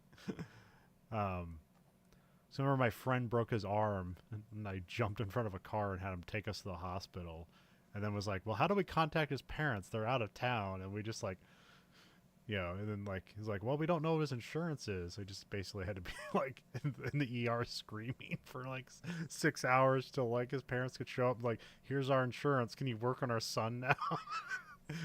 As Yeah, he can had you his give me some hand morphine at arm least? was snapped in half. um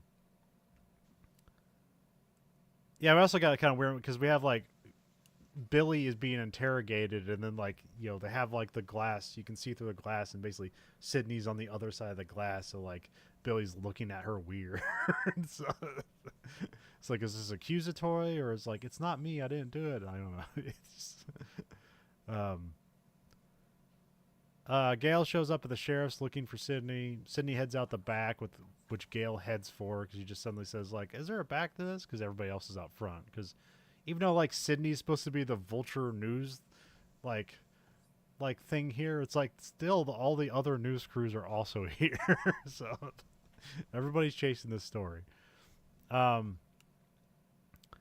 And then like, yeah, then Sydney and Gail talk like while they're under camera, and then she says, "I'm like, yeah, basically like she's profiting on her mom's death because she has a book coming out, and like Gail just like plays it up with smiles, like I'll send you a copy when it comes out, and then Sydney just punches her in the face, which is very funny. So, which I guess nowadays would get you thrown in jail.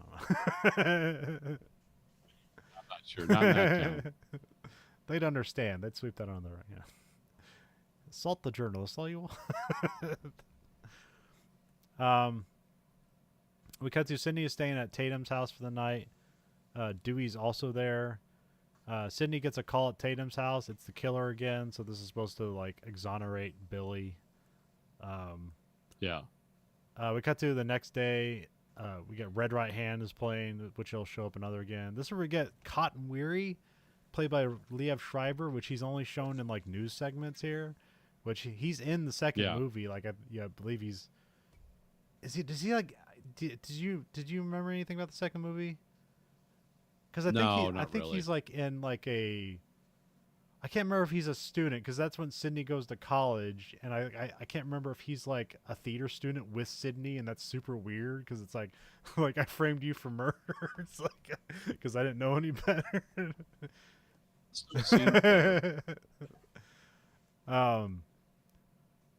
But yeah, he's the one accused of raping and killing Sydney's mom. Sydney gets to school. She talks with Gail, but she kind of like, like, hey, like all seriousness here. So he's like, yeah, I'm sorry I assaulted you, but and here we just set up that there's doubt about Cotton Weary being guilty, which now I need to watch the second one because I didn't remember this at all being a plot of this movie.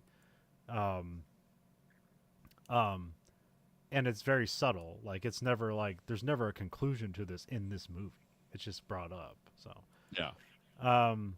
But Sydney's testimony put him in jail because she thought she saw him walking away or something like that. Which I'm guessing, does that mean she found her mom's body? I'm assuming so. Yeah. A kid in the school runs around in a ghost face mask, which freaks out Sydney, and then she runs into Billy, and it feels weird. which Billy's talking about their intimate issues and like being connected to her mom's death, and it's all weird. It's like, why would you say this to your girlfriend? And especially after being accused of like murder and all this other stuff, it's like super weird. So. Yeah, very. But it's supposed to be so obvious that it's supposed to throw you off. So that's like, that's what the It's like, this can't be the bad guy. It's too on the nose. But also it's like, I guess I don't know how long they've been going out, but it's like they make it seem like they've been having sex before and then stopped when her mom died. But then like there's mention that like, the virgin survives the movie and then she has a sex scene. And it's like, well, she's not a virgin anymore. And it's like, was that the first time she had sex? Like I kind of don't believe that, but whatever. Yeah. Well, it's basically like, the point of that is it's again, that's one of the tropes. It's like, oh, women have agency now. They don't have to be virginal and have the blessing to survive. They can do their own thing. It's like they're not marked by the original sin in the garden for tempting man, and it's like, that's what do they call that? Overthrowing the patriarchy? I don't know what terms they use. There's an encounter with the principal where he's talking with the kids who are like wearing the mask, which he's all like very weird and like he's holding like scissors to them and like cutting like and like they're like shears, they're like this long. They're like, which I guess I guess this like they had this weird scene to like give off the idea that maybe the principal's the killer, because like they even stated in the movie themselves that anybody could be the killer. So that's what every scene is, to throw you off essentially. So yeah, this principal seems very weird and comfortable with holding sharp knives near students. At least. Then we have Sydney's in the bathroom. She overhears some girls making gossip about her, which then she like goes and hides in a stall, and like they come out of the stall and they're talking about how like teen suicide is out this year. Homicide is a more healthy reaction. It's very like, like it's very like cruel and very 90s, but also like weirdly like progressive's not the right word, but that seems like the meanness of today. I'm guessing. Yeah, it's like this would be an internet meme now, but back then it would just be catty girls talking about homicide's the in thing. It's the it thing now. You're killing yourself. You suck. It's like, is this Exactly the progressive? I guess. I don't shit you see on the internet. know. We don't have a suicide forest in America to make it cool. I don't. Then the girls leave. Sydney gets out of the stall, and there's like whispering in the bathroom. You hear like Sydney, and then she checks on their stalls like multiple times, and then eventually like feet come down, and then the costumes like slide down the leg. It's a very good reveal. So, which I guess, yeah, like trying to make sense out of this doesn't, there's not really a purpose. Like, we have to assume this is the real killer, but we don't know. So, like, why they would, we don't know who it is. Because like if you're trying to make sense out of this and trying to figure out like, all right, where are Billy and where are Stewart at all times, and can you account for this? And like, this movie's not concerned with that stuff. And being that there's like multiple sequels, like, hey, maybe one of the kids took up the mantle or copycat stuff in the middle of it happening. I don't know. Who knows? Yeah, this movie pretty much hits the gas. I mean, the actual arc of the story is 2 days essentially, involving the main characters. Like the opening scenes, like that's a day. So that gives you 3 days, but essentially, like, yeah, they're just nailing the throttle here. This is a week. It's not 2 weeks. It's 2 days, which kind of like, it's important to know that because it like that snaps into focus. Because I remember like I didn't understand Breaking Bad because it's like, why are these people going insane? And then you realize, oh, their lived experience here is not 5 seasons, 5 years. It's like a year and a half. Yeah, these people would be absolutely out of their fucking minds because they've like killed a bunch of people and almost been murdered multiple times in the course of like a year and a half. It's like, oh yeah, I have a bad car wreck and I'm scarred for 10 years. These people are putting guys in buckets of acid. So yeah, it's kind of timeline of events has become way more important to me to like understand. It's like, why is everyone acting weird? It's like, we don't have a month to reflect on this. This is like, but someone's got a knife up to my throat. 2 hours later, someone's got a knife up to my throat.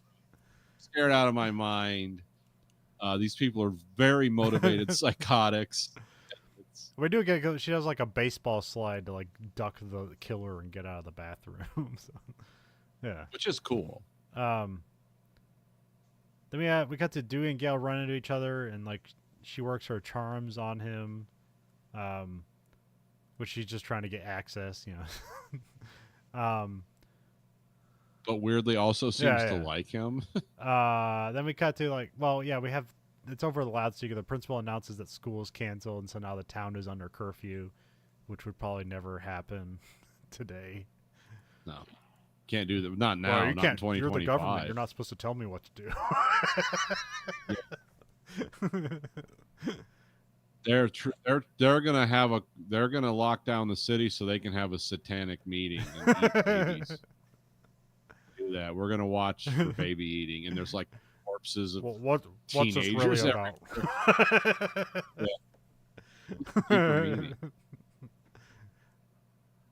I don't know. Does your life have deeper meaning? I mean, I'm going to answer that for you. No. So chances are this doesn't.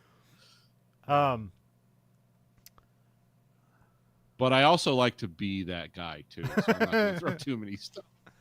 I'm always the guy. It's like, what are they really doing? Not because I believe it, but because I just want to make it harder on people. It's like this. You're going to have to digest this a lot slower because I'm going to throw some curveballs out here. That's I don't think you're doing evil, but I also know you're not telling me the truth. So let's give him a hard time. I'm going to make this hard because you wanted this job, remember, and I can't have this job, so it's my right to torture you. We cut to there's a knock at the principal's door, and he answers it, but no one's there. Then it happened once again. He goes out like further in the hallway. We got a Freddy Krueger janitor joke here, where it is. This is Wes Craven dressed up as a Freddy Krueger, and he's like, you fucking kids, and like he's like delinquent kids and or something like that, and then like, he looks up and he's like, and he's like, not you, Fred. Fred's like, you fucking asshole or something like that. Well, remember right before this though, he's in the mirror with the ghost mask on and the scissors, like acting like he's doing too. So. He's like trying to embrace this role. And then he goes back in his office. He's like suspicious of thing. He looks in the closet, but then eventually he closes the door. The ghost face gets revealed, and then he gets stabbed to death. And we have a cool like you see the ghost face in his eyeball as he dies. So, Yeah, that was a cool scene. Then we get schools out for summers playing. I think we're at Tatum's house here, which I also never like realized the like the what do you call that? Like the not directions, like the map, the locations of everything here in this movie. Because I kind of just assumed like, oh, everything takes place at Sydney's house. Like, no, there's like a scene at Sydney's house. Then we're at Tatum's house for a bit, and then the final act is in, or the final parts of the like the last half of the movie is all at Stewart's house, who like also. Yeah. His houses seem vaguely the same and different, but it's like, do they live in the city, the country city, the city? But then you see people in cars driving distances, so it's like, oh, this is more how we grew up, where it's you got to drive a mile to get to somebody's house or 10 miles or something. And also, like Stewart's parents are also just like also gone for the day. So a lot of none of these people. These are all latchkey '90s kids. It's all Gen X through and through. It's like, yeah, we don't know who our parents even are. We don't believe in anything, man. Tatum is sitting here discussing like Sydney's mom's promiscuity, which I guess is interesting because also I don't remember that, where it's like, no, her mom slept around with a bunch of people. Yeah, that comes up a lot in this movie, which is weird. Because I remember when we were teenagers, like we didn't discuss. I mean, the weirdest things we had is like if anyone had a hot mom. That became a constant running joke. It's like, dude, you know what I do to your mom? And it fist fight or people getting pushed. But nobody was ever like, I heard your mom's a whore. Like that would have just immediately violence. So, but in this, and the mom's a whore was just something to get a reaction. It's like there's no truth to it. Here, it's like, no, your mom's like a whore. This is actually like, hey, your mom's a whore. It's like that's a good way to start a yelling match or a fight. But no, in this world, it's like your mom is immoral and she's a whore. And you got to remember, this would have happened like 3 years after I was out of high school, so like that far removed from. And it's like, yeah, I don't think there would be serious discussion about. I think the worst thing you could say when I was in school is like, your mom's a drunk. We know that because we'd go over to the house and she would drunkenly cook us food, and it's like, your mom's so cool, and we'd eat pizza and watch it. And the kid whose mom it was would be crying. It's like, I hate my life, because their mom would just be like sloppy drunk. She'd be cooking stuff, and we'd hear boom in the other room. It was like, I think your mom fell over, dude. I'm going to go pick her up. No, stay away from her. And, we just be eating macaroni and cheese and watching HBO. But I mean, we were cold kids, but not that. It's like, I think your mother might be morally, morally lacking or something. Those conversations that were. But also, I also know if I don't know if they cover this in the other movies, like because we don't know the story of her mom. Because it's like, well, it's her mom, so obviously, like, she's a good mom and all that stuff, and like, and we don't get like, well, her marriage was bad, and she like looked for like, was her husband hitting her, or was he abusive? That's usually women aren't just like, I'm just promiscuous. It's like they're looking for something. And we also get Ghostface's like revealed just like running in the bushes in the background. Again, just there for scares. There's no logic to it. It's fine. So, we cut to the video store with Randy and Stewart. Randy's using the knowledge of film to explain the theory of the movie itself that we're in. Like, this is the slasher film. This happens. Which is very, what would you call that now? Meta. Yeah. Okay. I'll make sure I'm using that term right. Meta can mean like lots of different things, but usually it's like the inward facing, nearly fourth wall breaking movie. So yeah, when I think of the term meta, what comes into my mind is like godlike knowledge a character shouldn't have, but propels the narrative forward. Because my problem with meta, and the reason I like it, is I do enjoy exposition just because I think it's cool, but I also like, this person knows so much they should easily be able to knock down the problems in this movie, and everyone should live happily ever. Somehow that doesn't happen. have a problem with it, but I enjoy it at Yeah. the same time. So, um, yeah, but that's kind of the irrational, because most of the time we're just stumbling through the dark. In real life, we don't, we can't get into people's motives. I mean, we can, but it's, it's seldom successful. Randy's pointing at Billy at being the killer and the fact that he's like standing around the horror section with like a couple of cute girls, like while he's being, accused of being a murderer, but being let go because the phone records didn't match up and that stuff. So, And the girls seem vaguely into it. It's like it's all kind of makes sense. yeah, and also like school's out, so everybody's renting horror movies because of the it's very crass but seems very '90s at the same time. So. Again, you don't have the internet, so Yeah, have legal weed. Process this in your own just way. smokes and beer. Oh, by the way, Michigan figured out how to fill their budget hole this year. We just got approved that they raised the tax on weed 24%. So it's like, okay, that's one way to do it. Yeah, that was always the thing. Just make it legal and tax the shit out of it. Yeah, I voted for it. I don't even use the shit, and I'm like, make it legal. I don't care. I didn't realize. I kind of feel like I got sold a bill of goods because occasionally I will imbibe. It's like I want to see what this is like compared to what I remember from 30 years ago. And it's like, oh, I remember getting goofy and smoking, a recreational joint or two. Some of this stuff is like morphine now.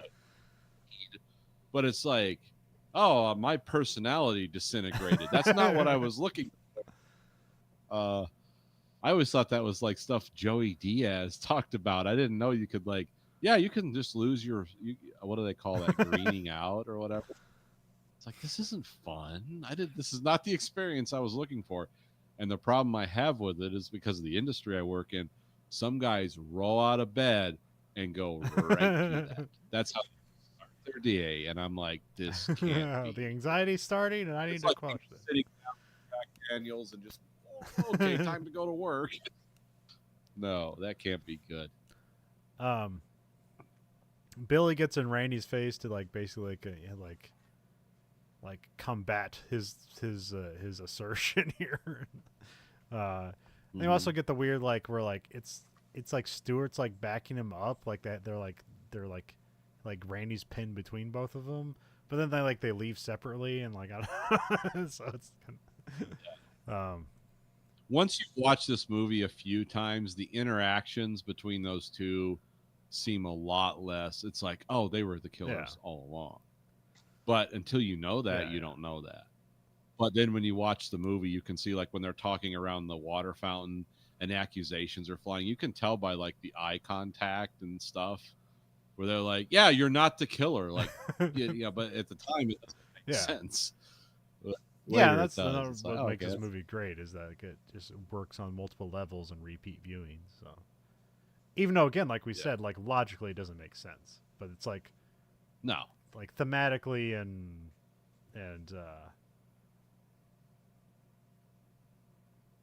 narratively, it's fun. So. Yeah. Again, that's why I go back earlier to what I said about meta storytelling. It's like I like it and dislike it. Because if one character had all that knowledge, it's like he would solve these problems. Unless he was the perpetrator of these problems, which no one's that good. No one has God-level knowledge. I've never met that person that I'm going to anticipate everyone's actions, and my reactions will always lead to personal victory. It's like, I'd like to meet that guy. I've never read in the real world that he exists because people are random and strange and do things. I don't even go to work the same way day after day just because I want to be chaos. I'll go down this road one day and the other road the next day because I like to see how close I can push it to my envelope miles. I'm doing that now because that passes as for fun in middle age. It's like, am I going to do my miles? We also got a line from Randy who says, "It's a very simple formula. Everyone's a suspect." So that's the movie. So. Yeah. We get to the town closing down for curfew. Dewey talks with the sheriff. I think this was where the sheriff is smoking. It's like I thought you quit. And it's like I did, and then like Dewey's eating like an ice cream cone, which is like kind Yeah, of How do you say that? Demasculating his. Yeah, yeah. emasculating. Emasculating. His character. Those ice cream cones have become female hormones, but having a smoke is cool. And right now, By the way, the guy who plays the sheriff in this has played a cop in like every Wes oh, okay, Craven all right. movie that there's ever. He looked very familiar, but I That's, didn't recognize his photo, so I've like maybe he just looks like another guy. So. I put him in my notes here as the Okay. constant sheriff or the constant cop. Actually, is what I wrote. But Um. The dad is a suspect right now because like he's missing, and it's like the anniversary of his wife's death. Which I don't know how he'd be going around killing teenagers to alleviate that, unless they suspect he also killed his wife. I guess that's also an idea. So. yeah, it makes it. This is another thing with the kind of the dreamy timescape of this movie. You think his dad's like her dad's been missing for Yeah. like a week, missing for Yeah. 2 days. And and they're trying to he call. said he was going out to like a conference or something like that, so it could just be out of Yeah, contact. So that's a possibility as yeah, well. So. yeah. That used to happen with people before the age of the Imperium or whatever it is now with Age cell of phones. surveillance. Yeah, Mhm. like I. It's like it's so weird to think like there was a time where like you were not contactable if you weren't at home, and Yeah, like I don't know what it'd be like, and you have to imagine like well everything has to be more efficient now that we're more connected, and now it seems like everything's no. you just have more responsibilities at a more inopportune time. Let me tell you what I see. What I see now with things is it's like it used to be you didn't know, you couldn't get in contact with the person, you didn't know where the hell he was, why he wasn't doing what he agreed to do. Now I know exactly where he is. I know exactly what he's doing, which is not what I need him to be doing. And his answer is fuck you. It's like it's almost more frustrating now because it's like, hey, I need you to be here. This is the helpful thing to be doing right now is this thing that we agreed to. Yeah, I can't make it, man. It's like, why? What else do you have going on? We agreed to this. You're gonna be here. You're gonna do this. Yeah, something come up. What? What came up? Explain.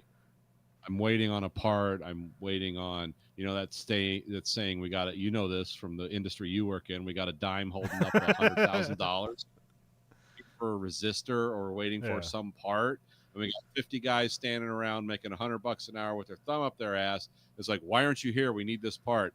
It's like, yeah, I got busy, man. It's like that's more frustrating than they're in space somewhere and I can't, because now I know it's like, oh, you're fucking me. All right, cool. Cool. It's like you're a failure and now I'm a failure because you do the simple thing I ask you to do because you have all kinds of elaborate reasons that are nonsense. So what we've done is, like I said, it's we've spread more minutia around with all this advanced communication. I mean, we're like talking through satellites in space. Why my 10-cent part isn't here? Reasons are no better than if I didn't know who the hell you were Yeah. or where you were. It's no more satisfactory. It's gonna get done at the same time, except in the old days you just wouldn't be bothered about it. So. Now I'm going to get a load of Yes. attitude. It's like, why'd you say that shit about me? It's like, well, 'cause oh, well, this, that's not cool. It's like, yeah, neither is screwing me over and holding my project. Yeah, I don't know how to parse this yet, but like the Saudis just bought EA for $55 billion. Um, My which I guess it's there. So I guess they're paying like 25% over the stock price to basically. Is this why my son's Game Pass went up 50%? No, Is it because that of was this? Microsoft. Microsoft is putting all its chips in. Well, no, it's like $1 trillion company, so it has the money to do it. But like, games ain't making money for them, and they want to Okay. reinvest in AI. So they're just like, they aren't the number one in the industry. So they have there's really no incentive for them to try to lower prices to try to gain a bigger market share, they're not going to get that. So they're just going to like overprice the people they have already. Okay. Yeah. Well, he's canceling it, so it's like, oh. I said, hey, you ever heard of PlayStation? Yeah, start getting into that. I mean, it's not any better at PlayStation. That's like, but yeah, because I've been doing the Game Pass reward stuff for like 6 years, so I've been having Game Pass for free for like 6 years, and now they got rid of that, so Yeah. I can't get. So like, what I can do now is I can redeem the points for like literal Microsoft like gift card points, which I can use that to Okay. buy a Game Pass subscription, but now it's like what would be like 3 months of Game Pass is now going to be 1 month of Game Pass, and now I'm not going to be able to, because I still think it's a good deal. Even at Yeah. $30, it just feels bad. So, Well, the thing with him is like, because I told him, I said, well, I'll subsidize that until you get like on your feet and get a regular job. And he's like, no, because all I do is play video games from 20 okay, years ago. I don't like the new stuff. And he goes, I'm not going to miss it. I'm like, okay, well, think about that because this is your entertainment medium. So it's like, unless you're going to get into building models with yeah. dad or whatever I'm doing, it's like you're gonna have a lot of time to fill. And he's like, well, that's that's what reading books is for. I was like, okay, cool, fine. But I mean, it was a good deal because there's a lot of like games on Game Pass that I play, and it's like cool, I get them for free, and then like now it's like I'd get them for $30, which would be like a month, which would still be cheaper than buying one game a month. But Yeah. it just feels bad. It just feels Yeah, if he's just playing like Half Life yeah, 2 yeah, on yeah. If loop. you're not doing online, L- if you're not doing multiplayer, yeah, or you're not taking advantage of like getting Xbox games for free, and then there's like an EA discount. Like if you're just like I play this one game for a year and then I don't do anything else, then yeah, it's not for you. Just like buy the game and play. You can still do that with your Xbox. You still just buy a game and play it. So, yeah, that's where he's at. So um, because I know like I've heard about this the comedy wars because I listen to yeah, podcasts. The Saudi like yeah. comedy. Oh Heard yeah. about Well, that. yeah, like Yeah, WrestleMania next year is going to be in Saudi Arabia. But they've been yeah. doing shows in Saudi Arabia for like the last 5 years. I was gonna say, that's not new. But it That's is like weird that that. they're taking WrestleMania there. It's like, okay, whatever. And the women have to wrestle in Yeah, like full outfits. Like, but they let the women wrestle, but that's still not. It's like, well, I figured out because just through osmosis of being near you and your wrestling fan, I figured out like the trick with women's wrestling is it's more of an audio yeah. experience than a visual one because it sounds like a porno if you don't have any. It's like ah. Okay, so that's what people get at. So maybe that'll work. Oh yeah, there's definitely like women's wrestling on the internet that have like this thing has 30 million views. What's going on? It's like, oh, countries where you can't get porn, this is their pornography. Yeah, which is like Yeah. most countries. It's a lot of countries. But no, I'm talking about the Yeah, yeah. comedy wars, because now I don't care about these comedians. I just want to laugh. I don't care about their Yeah, stupid yeah. politics. But yeah, it's No, become like, oh, you're sanctimonious about this. Well, I'm sanctimonious about you going to Riyadh. And especially the one guy who everyone, it wasn't Joe Rogan, it it's was the Bill other guy Burr, who everyone because was like, he's been spending like this like last year like talking about how like, hey, people aren't getting paid enough and billionaires are fucking you over, and like they're and like the right are celebrating this as like, yeah, this is yeah, good business. And he's like, no, you're being fucked over. You should retaliate against it. And then like, oh, I'm gonna take a payday from a blood money government. So it's like, oh, that seems out of step. And he's like, well, I didn't get his actual response. The way they summarized his response is like, they're people too, which I don't know if that's a good response or not. But then there was like, oh, what's the one guy that's like on tires or whatever? oh, Shane Gillis had the But best like he's response not to that. going, so he's using that as like political, like comedy, like or Well, because Mark Maron and everyone was they were attacking him and his like they're trying to get advertisers off yeah, his show, and including a lot of these people from New York that are just like savaging him because he's I mean because he's like friends with Joe Rogan or whatever. and he was like, yeah, they offered me money, and he like explained, and it was a lot. It's like $6 million. It's a lot of money, and he's like, he turned it down immediately. He didn't like think about it, and everyone was like, why'd you turn that down? Why aren't you going? And he's like, oh, you mean the 9/11 guys? It's like, I'm not going to because he's he kind of acts like a dumbass, but he's not. And he's like, those are the like most of the hijackers were from Saudi Arabia. I'm not going to take a check from those guys, and it's okay. It's like that's my social stand, and it's become this giant fu thing, which I think is hilarious. Because there's other people that were supposed to go, and they agreed to go, and they took the down payment, and then they savaged Saudi Arabia on their podcast, and then they got uninvited, and they're like, "Oh, that sucks, darn." So there's a couple of guys that have done that, which I guess they get to keep their down payment. I don't know, but I guess it's for a lot of like lesser comedians, it's like life-changing money. Like they're basically offering you half your yearly take. The payday they're getting would probably be more than they'd make for the rest of their life. So I don't know. It's weird. I don't know. It's like comedy. It seems like everyone's poor and rich at the same time. Same thing with like wrestling. And it's like you're wrestling in front of 50 people and you're telling me you're making 6 figures a year. It's like I don't know how you're doing that. I don't know how many T-shirts you're selling or autographs or what's going on here. But you're not making it on the wrestling show. So. Well, the weird thing about comedy that I don't like why all this stuff happens, is it's become this thing where it's like, I used to want to laugh. Now everyone wants to moralize around comedy. Again, because, Trump's president and everyone wants to freak out about that. And it's like, all this is just fake moralizing. I mean, you guys are like, you're not swinging hammers in a trench somewhere. You're comedy. But everyone has to like be higher on this fake totem pole of self-righteousness, depending on which, and it's self-righteousness on both sides. Well, that's the thing. That's became the sportification of it, where it's like you got to pick a side and root for it. It's like, isn't comedy just supposed to be against like whoever's in power? And now you're like, oh, I'm friends with power.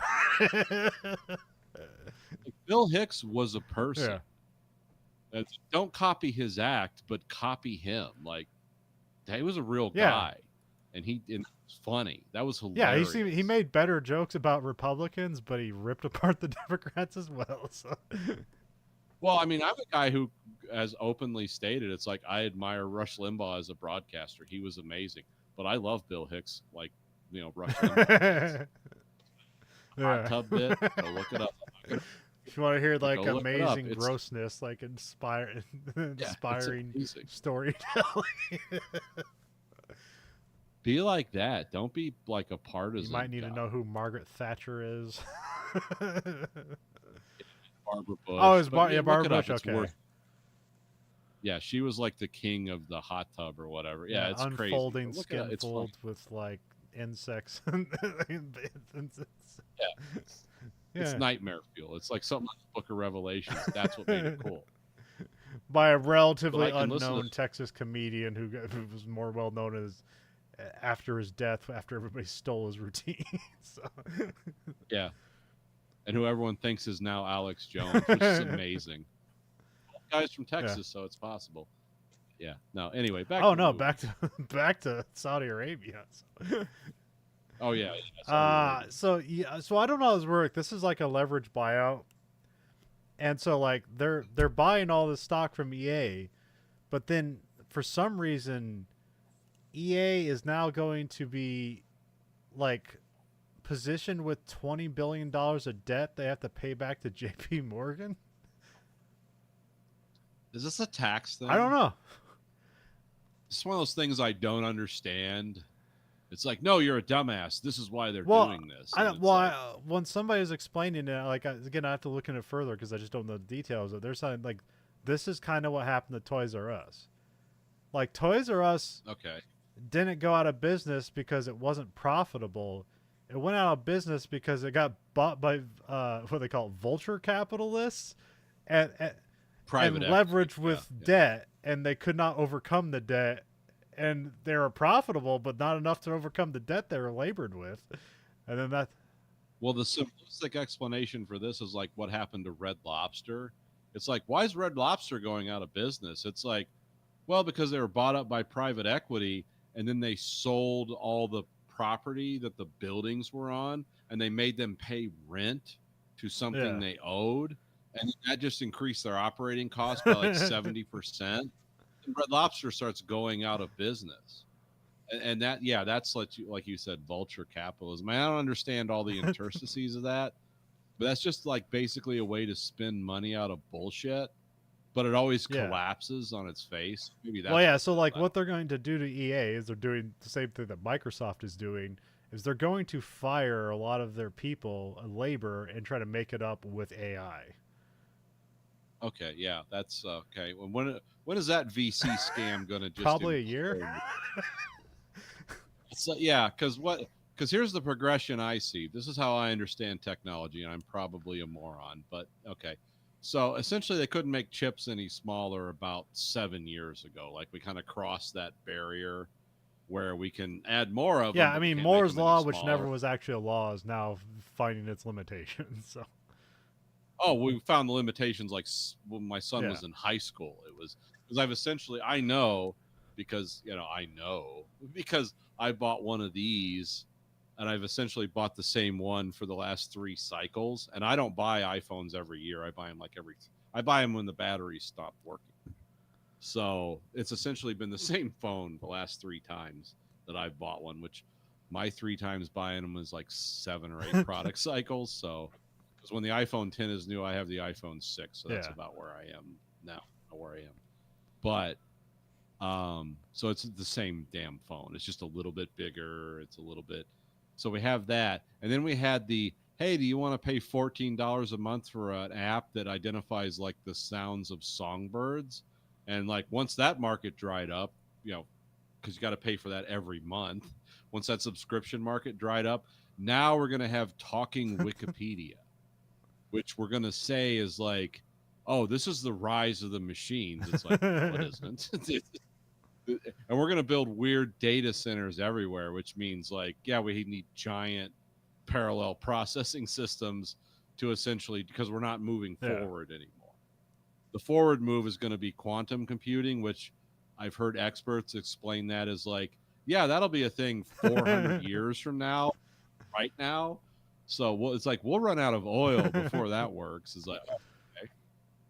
So now the new scam is we're going to replace everyone with artificial intelligence, which is like, hey, I've played around with this stuff and I've done my own note. I remember I Yeah. explained to you, it's like I did my own summary of a movie and then I had an AI do it. And it's like, I did way better referencing 24 different cited, because I said cite your articles. It was all Wikipedia. Like you said, it's all Yeah. Wikipedia.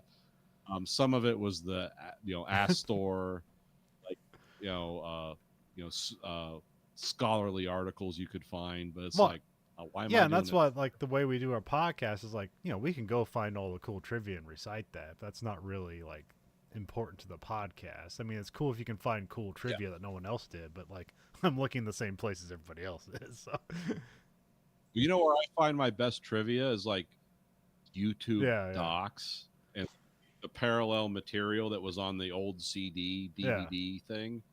That's where I get my trivia. It's like I don't just go to like one source because that's like where you get the Yeah. best stuff. But I mean, that's why I ask you. Um, It's like, hey, Nathan, what's your personal history with this movie? Because it's like, what's important to yeah, us? Like, how did we see it at the time? How do we see it now? Things like that. So that's what's important to the podcast is how we see things, not necessarily trivia recited. yeah, we could do like a slick movie review podcast where it's like we look like Studio Ghibli characters and we just AI write our whole script. Talk. You know what that is as Yeah. soon as you see it. Got to have the errors. It's the imperfections in the diamond. um, but yeah, also like we've had various like revolving tech boom or busts going on. So you've had like, Yeah, internet tech bust got moved into the Bitcoin tech bust, which that got moved into the AI tech bust, which seems to be the end of the road. And then eventually, like, the market will actually have to reveal the truth of itself that like, oh, this money isn't out there. So Yeah, that's what I mean, people have written like scholarly 500-page books that I've read about why this is bullshit, but no one seems to like be reading the book. Because the guys that are like in charge of this, they're talking about the Antichrist now. It's like, whoa, okay, we're bringing God into it. Great, that's the last bastion before like the whole thing disintegrates. Yeah, and this is all just moving money around because like you have to have year-over-year growth, which is impossible, and like it has to occur in ad infinitum, which is impossible. You can't just be profitable. You have to have year-over-year growth, or there's no reason to invest. And it's like that's probably shouldn't how things should be run, but whatever. So I guess that's how you get if you have unlimited growth, that's how you get unlimited money. I guess I don't know. So. Well, I don't understand a lot. Like when it comes to math and science, like I suck. And when it comes to like financial advice and wizardry, it's like, oh, I'm not independently wealthy. I have to go to work every day. So don't take advice from me. We should have just bought property like 20 years ago and lived off of other people's money. We're idiots. But one thing I do understand, and I've always been a keen student of, is religion and all kinds of different religions. I think religion is cool, and I can talk about almost all of them. Islam I'm a little vague on because it's like hard to read about because it just comes from a totally different culture. But a lot of that other stuff, it's like, oh, okay, I can see Christianity in this.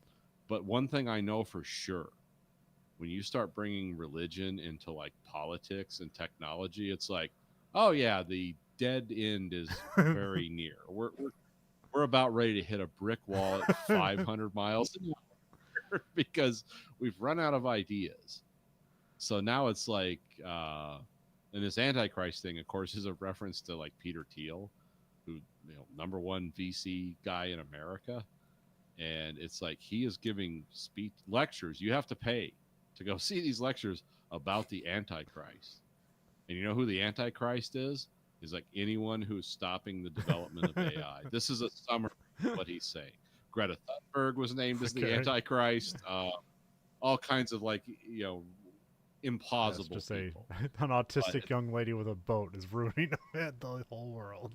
It's essentially, she is like might be the Antichrist. And I don't know why he's giving these speeches. I think it's because he meets the qualifications of the Antichrist and doesn't like that. So, but understand, this is the #1 venture capitalist, like AI guy in America, is Peter Thiel. And he's talking about the Antichrist now, like the biblical Antichrist, not the theoretical. The tech Antichrist is like, oh, okay, you're out of line. That's what I see. This is the last lie. I mean, I've been following this as close as I can without buying a ticket to go see this because I don't on the East Coast or the West Coast where I can go do this, but it is fun to listen to. Dewey drops Sydney and Tatum off at Stuart's house party. Yeah, what's going on? Yeah. We go to Stuart's house, so this is like the end. This is the rest of the movie. There's a big house party here, which I guess all the parents allowed it, and Stuart's parents aren't home, which this is also just another improbable big house in the middle of a farm. So, and all these teenagers are drinking like crazy amounts of booze. Yeah, there's a fun little bit where like Dewey comes into the place, is like, "Hey, you're underage." He's like, "I'm just kidding, have a good time." Yeah.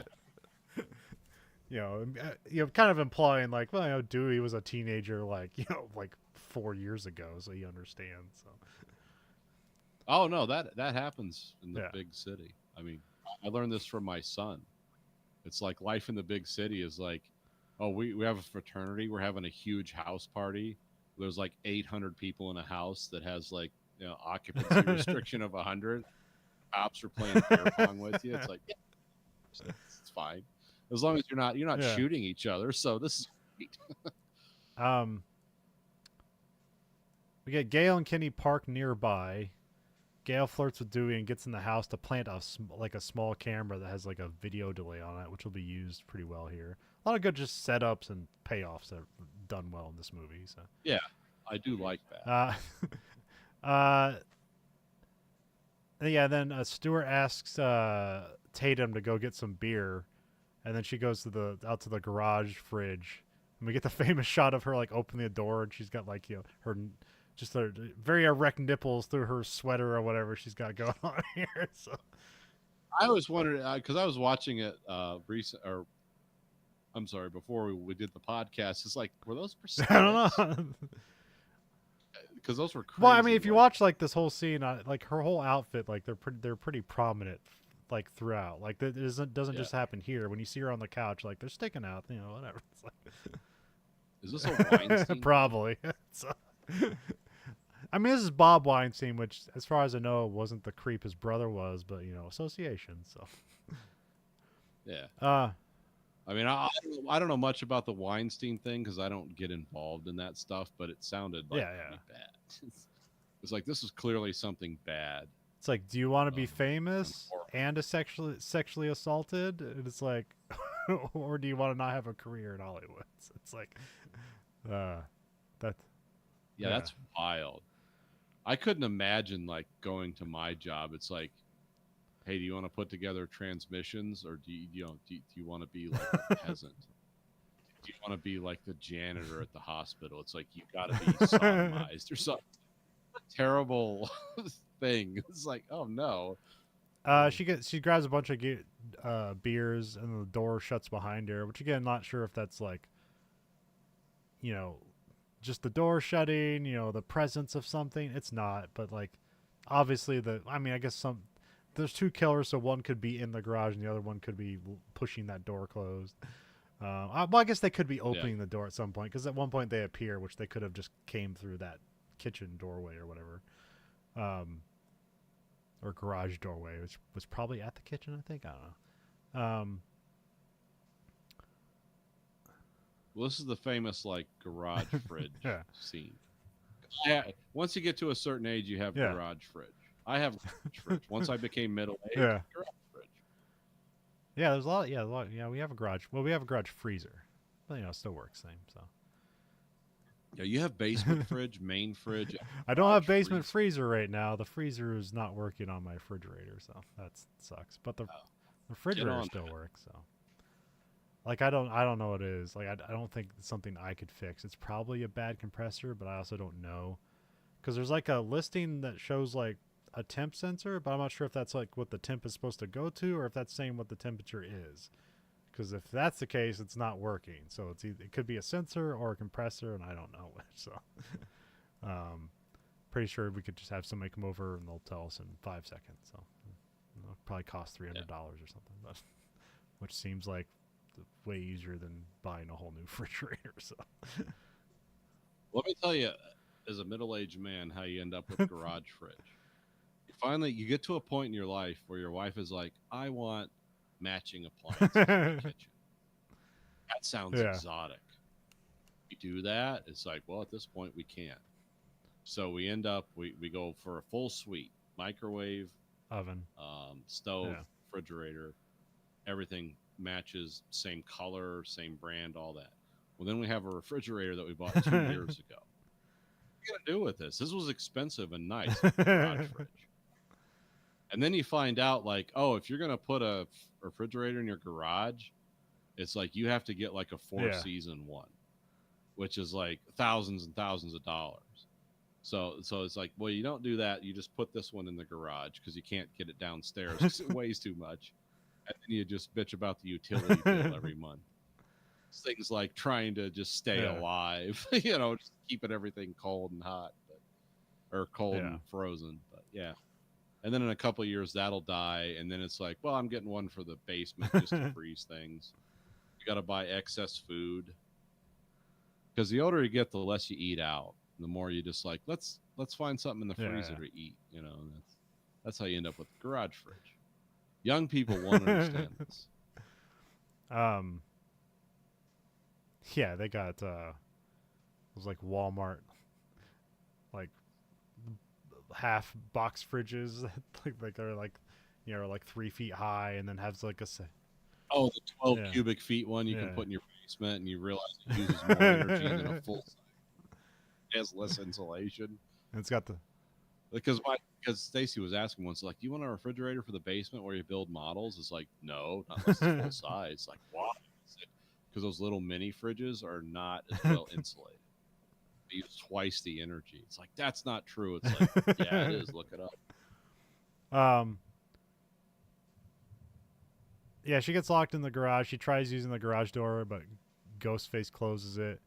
Tatum thinks it's a ghost, and she literally calls him like Mr. Ghostface, because like yeah, he's known as Ghostface Killer for like the rest of the series, which I'm guessing that this is where he gets his name. Ghostface slices her arm, and then she starts fighting back, which you get a lot of like she like throws beer bottles, knees him in the nuts, which that happens a bunch. So there's good like fighting back here. It's not just like screaming, giving up, and getting stabbed to death. It's like everyone.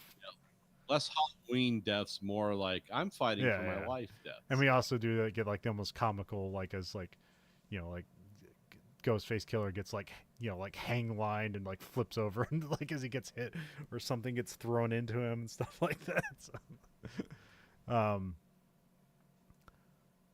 there's like a cat door on the garage door, and then she tries crawling out that, and then Ghostface just hits the garage door to come up, and it raises her up and like kills her and squashes her face or whatever. Like it looks almost comical. It's a very undignified death. So and take it from someone who's been through multiple garage doors and openers over the year. By the way, ghastly expensive if you have to replace the springs or anything in them. No, work this way. They cannot. They are not guillotines. I have a 2-horse, the biggest one you can get, like a 2 horsepower one. Like when you press the button in my garage, it's like, But if I hung on it, it would stop immediately. And now they have like those light sensors, so you could just kick your foot under the light, break the light sensor, and so. But yeah. Oh yeah, that's right. They do have. But no, this is a horror movie, so this is just how things happen. So. I mean, yeah, if you had that power,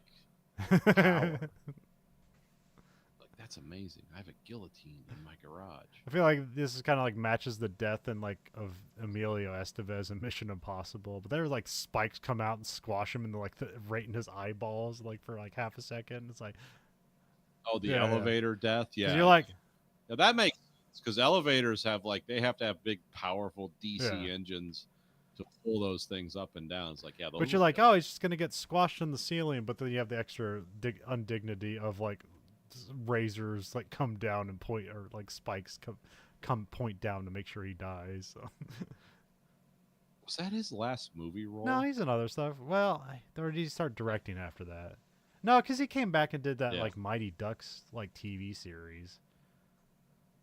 Before he's like, I'm not sure about vaccines, and they fired him for the second season. So. No, don't do that. Don't tell me about it. Don't know that stuff. Just be quiet. Take a check. You don't know if you're vaccinated or not. Let your brother be the weird one. Yeah. Tiger blood. You just be the nice one who kept his real name. Let me cut to like a bunch of people leave the party, but this like happens multiple times. This is just like the first shedding of the party. Again, I've never been to a house party, so I don't know how these things end up. But yeah, it happens. So and so's got acid. The principal is like decapitated on the goal. We gotta go do that. Somebody's naked. It's like we gotta go. Yeah. I've seen Billy shows up. Randy reevaluates his chances with Sydney because there's like a mention. In the video store, he's like, he mentions like, you think you're gonna get with Sydney? He's like, do you think I have a chance with Sydney? Which again, these are all people like 25 years old, but they're playing like 17 and 8. They're supposed to be 17 and 8-year-old teenagers in high school. So, they seem a little more mature than they actually look. And Randy reevaluates his chances with Sydney, which is basically he doesn't have any chance with it. So, Billy talks with Sydney. She's coming to terms with her mom and her PTSD, which feels like, I guess, like progressive for this movie. Her and Billy initiate sex. We cut to teens are watching Halloween on the TV. Randy talks about rules to surviving a horror movie, which is another very famous moment, which like rule number 1, no sex. Rule number 2, no drinking or drugs, which everyone here is drinking. So it's like, well, we're all murder victims. And rule number 3: never say "I'll be right back." And that's when Stewart says like, "Hey, you want anything?" He's like, "I'll be right back," and he like backs away into the doorway in all his weird kind of gangly way. So, um, Which actually he is following yeah. the rules. He's one of the killers, so it won't affect him. We cut to Dewey grabs Gail to go look for an abandoned car. We come back to the sex scene with Billy and Sydney, and then we intercut with like a sex scene in Halloween.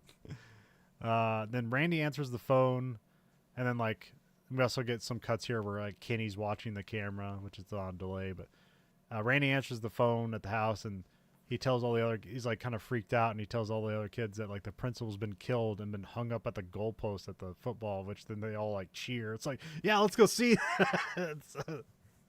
See that.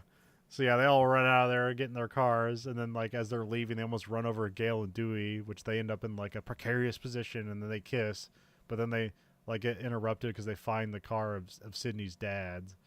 And it's like, oh no, he's here. so I have that being the end of Act 2. We got Act 3. It's like the post-sex scene.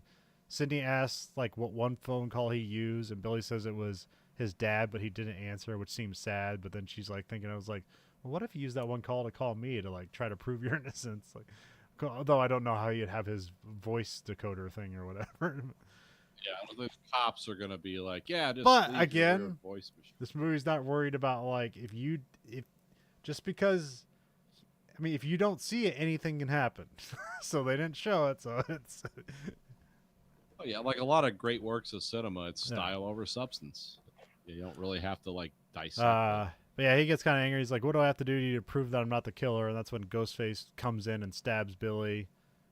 She runs from Ghostface and ends up in like it's like a storage attic above the garage or something. Something weird, yeah, little annex. She gets out on the roof and falls, but like a boat with like a cover on it breaks her fall. Here she gets up and she sees Tatum dead, like in the garage, which miraculously no one else ever saw. So, then we cut to Jamie is drunk and watching Halloween as like Ghostface prepares to kill him, and basically like he's warning the person in the movie like how he should be like thinking of himself, which is kind of a funny meta thing going on here.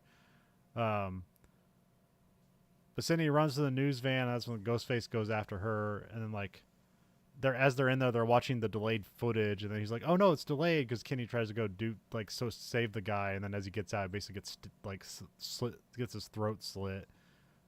Sydney gets stabbed in the shoulder. She like escapes out the back of the van. There's like a little cubby that leads to like a cargo area, and then the back doors are open. For some reason, there's a cat door in the van. It's there. Then we cut to Dewey enters the house like with his gun up. Gail sees blood in the news van. She gets in the van and like calls 911, but she gets scared by Randy, who like falls off the roof because he also like hit the wipers, and she sees that there's blood on the windows, like ooh, and then like Randy comes falling down the thing. So, and then she just unceremoniously dumps him off the car, and then she takes off. The corpse like breaks the fence. Which there's it seems like a lot of shoddy fences for this very expensive house, but there's a lot of fence you got to put out here. So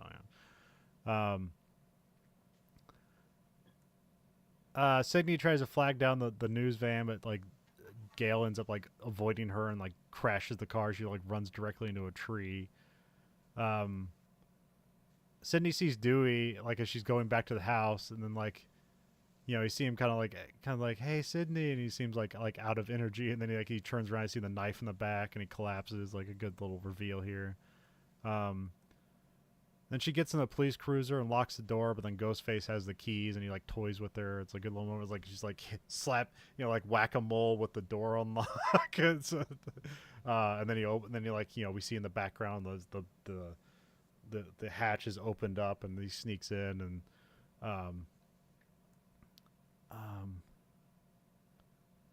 but yeah, then she escapes the car. Randy and Stuart are blaming each other for like. Yeah, because Sydney grabs a gun from Dewey. And then like Randy and Stuart like run up to like, hey man, like he's the killer, like he's the killer, and like you have no idea what's going on here because you know what really happened with them. But and then she just closes the door on both of them. And is like, ah, fuck these guys. Then we see Billy is alive. He falls down the stairs. He gets the gun from her and opens the door. And then Billy shoots Randy in the shoulder, which he just has a Beretta here, but it acts like he just shot him with a shotgun or something. It's like a see like does like a flip and falls into like a coffee table or something like that. So. Yeah, yeah. The 9mm Beretta is like a Barrett 50 cal. Then we see that the blood is fake. He says it's the same like Caro syrup blood used in Carrie. So now we get the reveal that like, oh, Billy's also a film buff, even though he's never really stated that before. But that's a part of the motive here. Which I don't know. Yeah, again, like, what's the logic behind that? It doesn't matter. They even state that in the movie. It's like there is no motive. There's no acceptable motive. Like they'll give one, but it's not acceptable. Stuart is revealed to be one of the killers with Billy, so that's what there's two people going on here. So that kind of explains some of their like how was one here and the other, which still wouldn't make sense, but you know whatever. Again, that's not the point of it. Like they give you enough of like evidence as to like what they've done. It's like that's what's going on. They also reveal that like like they framed Cotton Weary. You know, yeah, he says like it's a lot scarier when there's no motive, but then he just like brings up stuff about like Sydney's mom slept with his dad, and then like his mom left, and he was like abandoned. And it's like it seems all stupid. So, it doesn't seem like did Burley really care that much about his mom, but she didn't care enough back to like like stay with him. He's in fucking high school. Why would he fucking care? But whatever. Yeah. It doesn't matter. Again. Well, I mean, essentially, they just wanted to hurt people. Yeah, because I don't know what Stuart's motive is, but like other than maybe Billy talked him into or something like that, or was Sydney's mom sleeping with Stuart's dad? I don't know. Yeah, I always forget. Like Stuart says, "It's a scream, baby. I'll be right back." So he says that again. Stuart reveals like her dad tied up, which again, like they're just like taking bodies around, like it's like they're like some clothes on a coat hanger. There's like just no problem to moving bodies around. I mean, the dad's alive, but he's still like tied up. It's still like that's an awkward thing to move around as a bound person. So,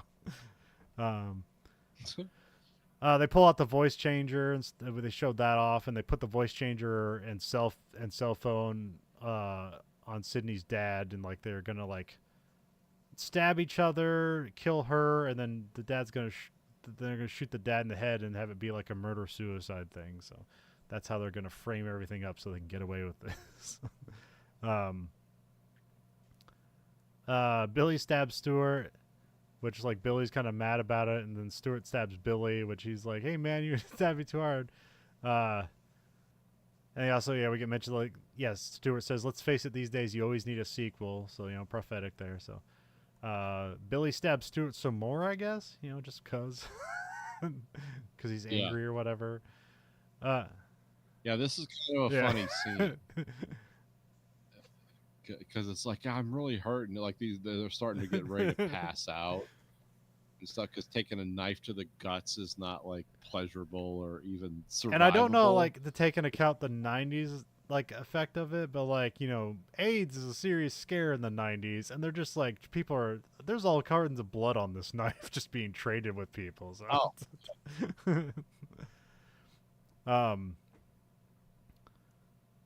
Stuart goes to grab the gun, but it isn't there, and then Gail shows up holding the gun.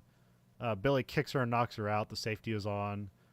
Sydney has run off with her dad in the meantime, and then she calls the phone in the house using the voice changer, and she says she called the cops.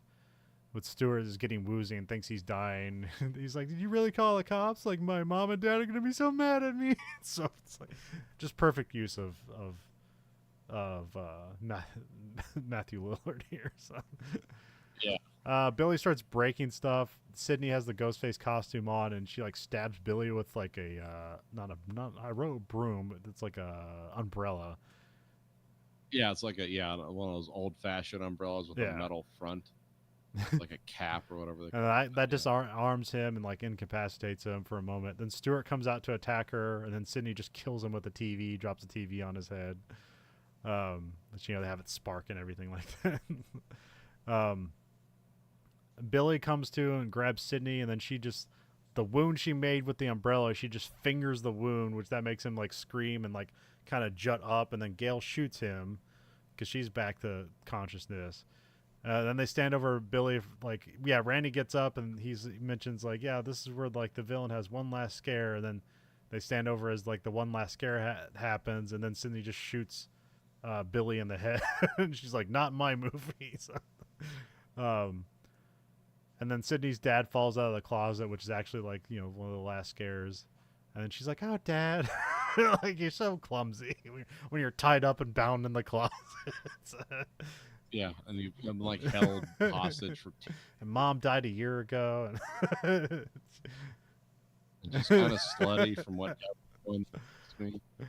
then we cut to it's dawn. Dewey's getting taken out on an ambulance. Gail's getting a report and somehow like gathers a new news crew. Just some kids from the community college or whatever. Just some more Vic taking showed a up. call Yeah. in the middle of the night. It's like, what happened to the last guy? It's like, I got throat slit. He's over by that knocked over fence stuff. And then like it kind of fades out, and we get like one last jump scare where they just kind of like a picture of Ghostface Killer just and make a big sound on the screen. It's kind of pointless, but it's the one last scare, whatever. So Yeah. but yeah, that's the end of Scream. A very neat, self-referential horror movie from the '90s. So Yeah, it's considering or it's considered the movie that rescued the slasher genre. yeah, I guess. Yeah.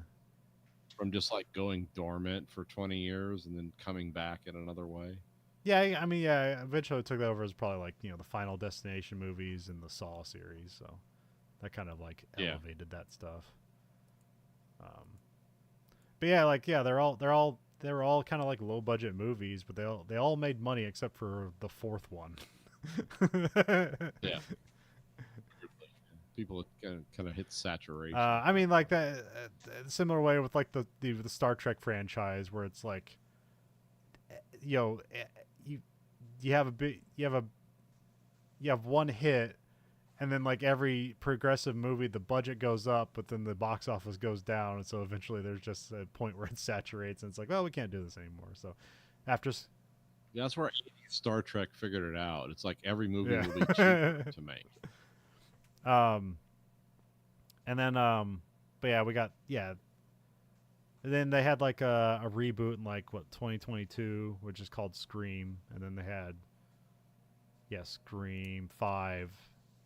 Oh no, that was Scream 5, and then but it was just called Scream, and then they had a Scream 6, which like they're both well regarded. I haven't seen them, so I think I've seen parts of 6. And then like 7 is coming out, and that the writer of the series, who didn't write these last two, he's coming to direct.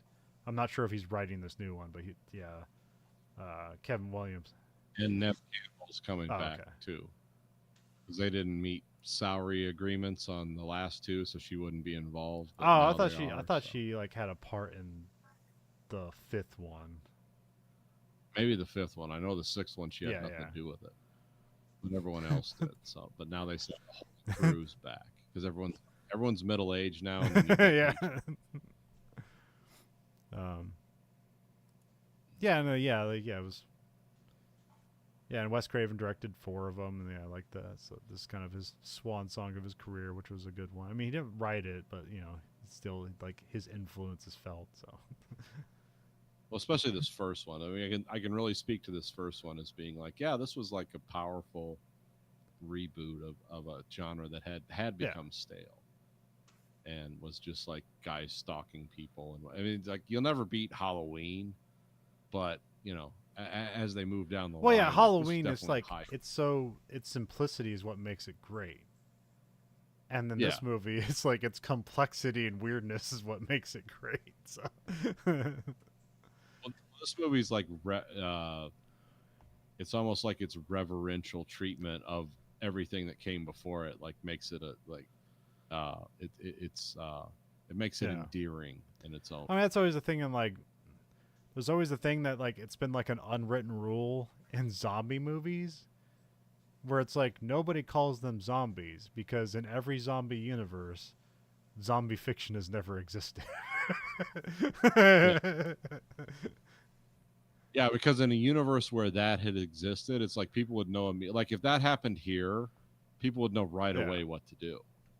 Like shoot them in the head, they're dumb, make a lot of noise, get them into like a football stadium, drive semi trucks, block the building, and then burn them down. You know, it's like that's how you get Yeah. rid of the zombies. Everyone else is like, "What are we doing? Ah, they're attacking me! They're screaming!" It's like I'm shooting them in the body; they're not dying. It's like aim for the head. Uh, you know, make loud noises, get them all in like a fence, and then just hose them down with fire. But yeah, that's the thing. It's like nobody knows what's going on. That's why like the first 28 days later was kind of cool because it's like, oh, they're not Yeah. zombies. Like they're mortal.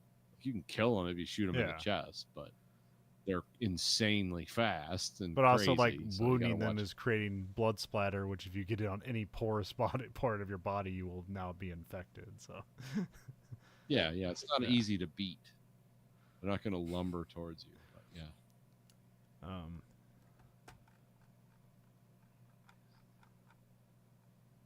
Well, we're sitting here probing space containing this supercut of scenes for the imperfect collection of movies that make up the Verhoeven Effect. Nathan, what one scene for this movie are we shoving into space? Oh, this is an easy one. We have to do the Okay, Casey that's what I Becker figured. murder because that establishes everything Yeah. about the movie. That's what's cool about this movie is like everything's established Yeah. in the prologue, exactly what it's going to be, and it delivers. It doesn't ever change tone. That's why it works. So easily. You can find us at Letterbox username VHE. 1 out of 5 stars. What are we giving Scream? Well, we got to Okay, give that's it what I 5 because it was a genre-defining movie of the night. Yeah, I feel like in my head when I remember this movie, I felt like it was. I felt like this was a better movie, but it's still like a very good movie and example of the genre. So there's like you can definitely find flaws in this movie, but it's like more influential than its flaws. So Yeah, I mean, there's a lot to like about this movie. Sure, you can pick it apart, but it like makes sense in the universe it establishes. It doesn't ever like change what it is, which is why like Wes Craven's really good at this kind of stuff. Because I mean, like Nightmare on Elm Street, that always had the same like through line. I mean, there was like it did become like the first one's really dark. I mean, guess they're all dark, but later on it became more of a comedy bit. And like the first one, Freddy Krueger doesn't talk a whole lot, and then in the later ones, he's basically doing vaudeville routines with like grotesque murders of children. So Yeah. Where you can find us at veroeffect.com. There, that's where you can find us. You can rate our podcast on whatever platform of your choice. The only thing the algorithm listens to is the highest rating. So remember, give us the highest algorithm. We must confuse the AI and reward human flaws. Yeah. Our failure is strength. Don't join the team of the Antichrist. Whoever that may be. You can find us at Twitter at Verhoeven Effect. You can find us at Blue Sky Social at Verhoeven Effect. And you can find us at Facebook at Verhoeven Effect. And you can find us on YouTube at American Greed Fact. You can watch both this and that show live and unedited. So for the Verhoeven Effect podcast, I'm Conlon.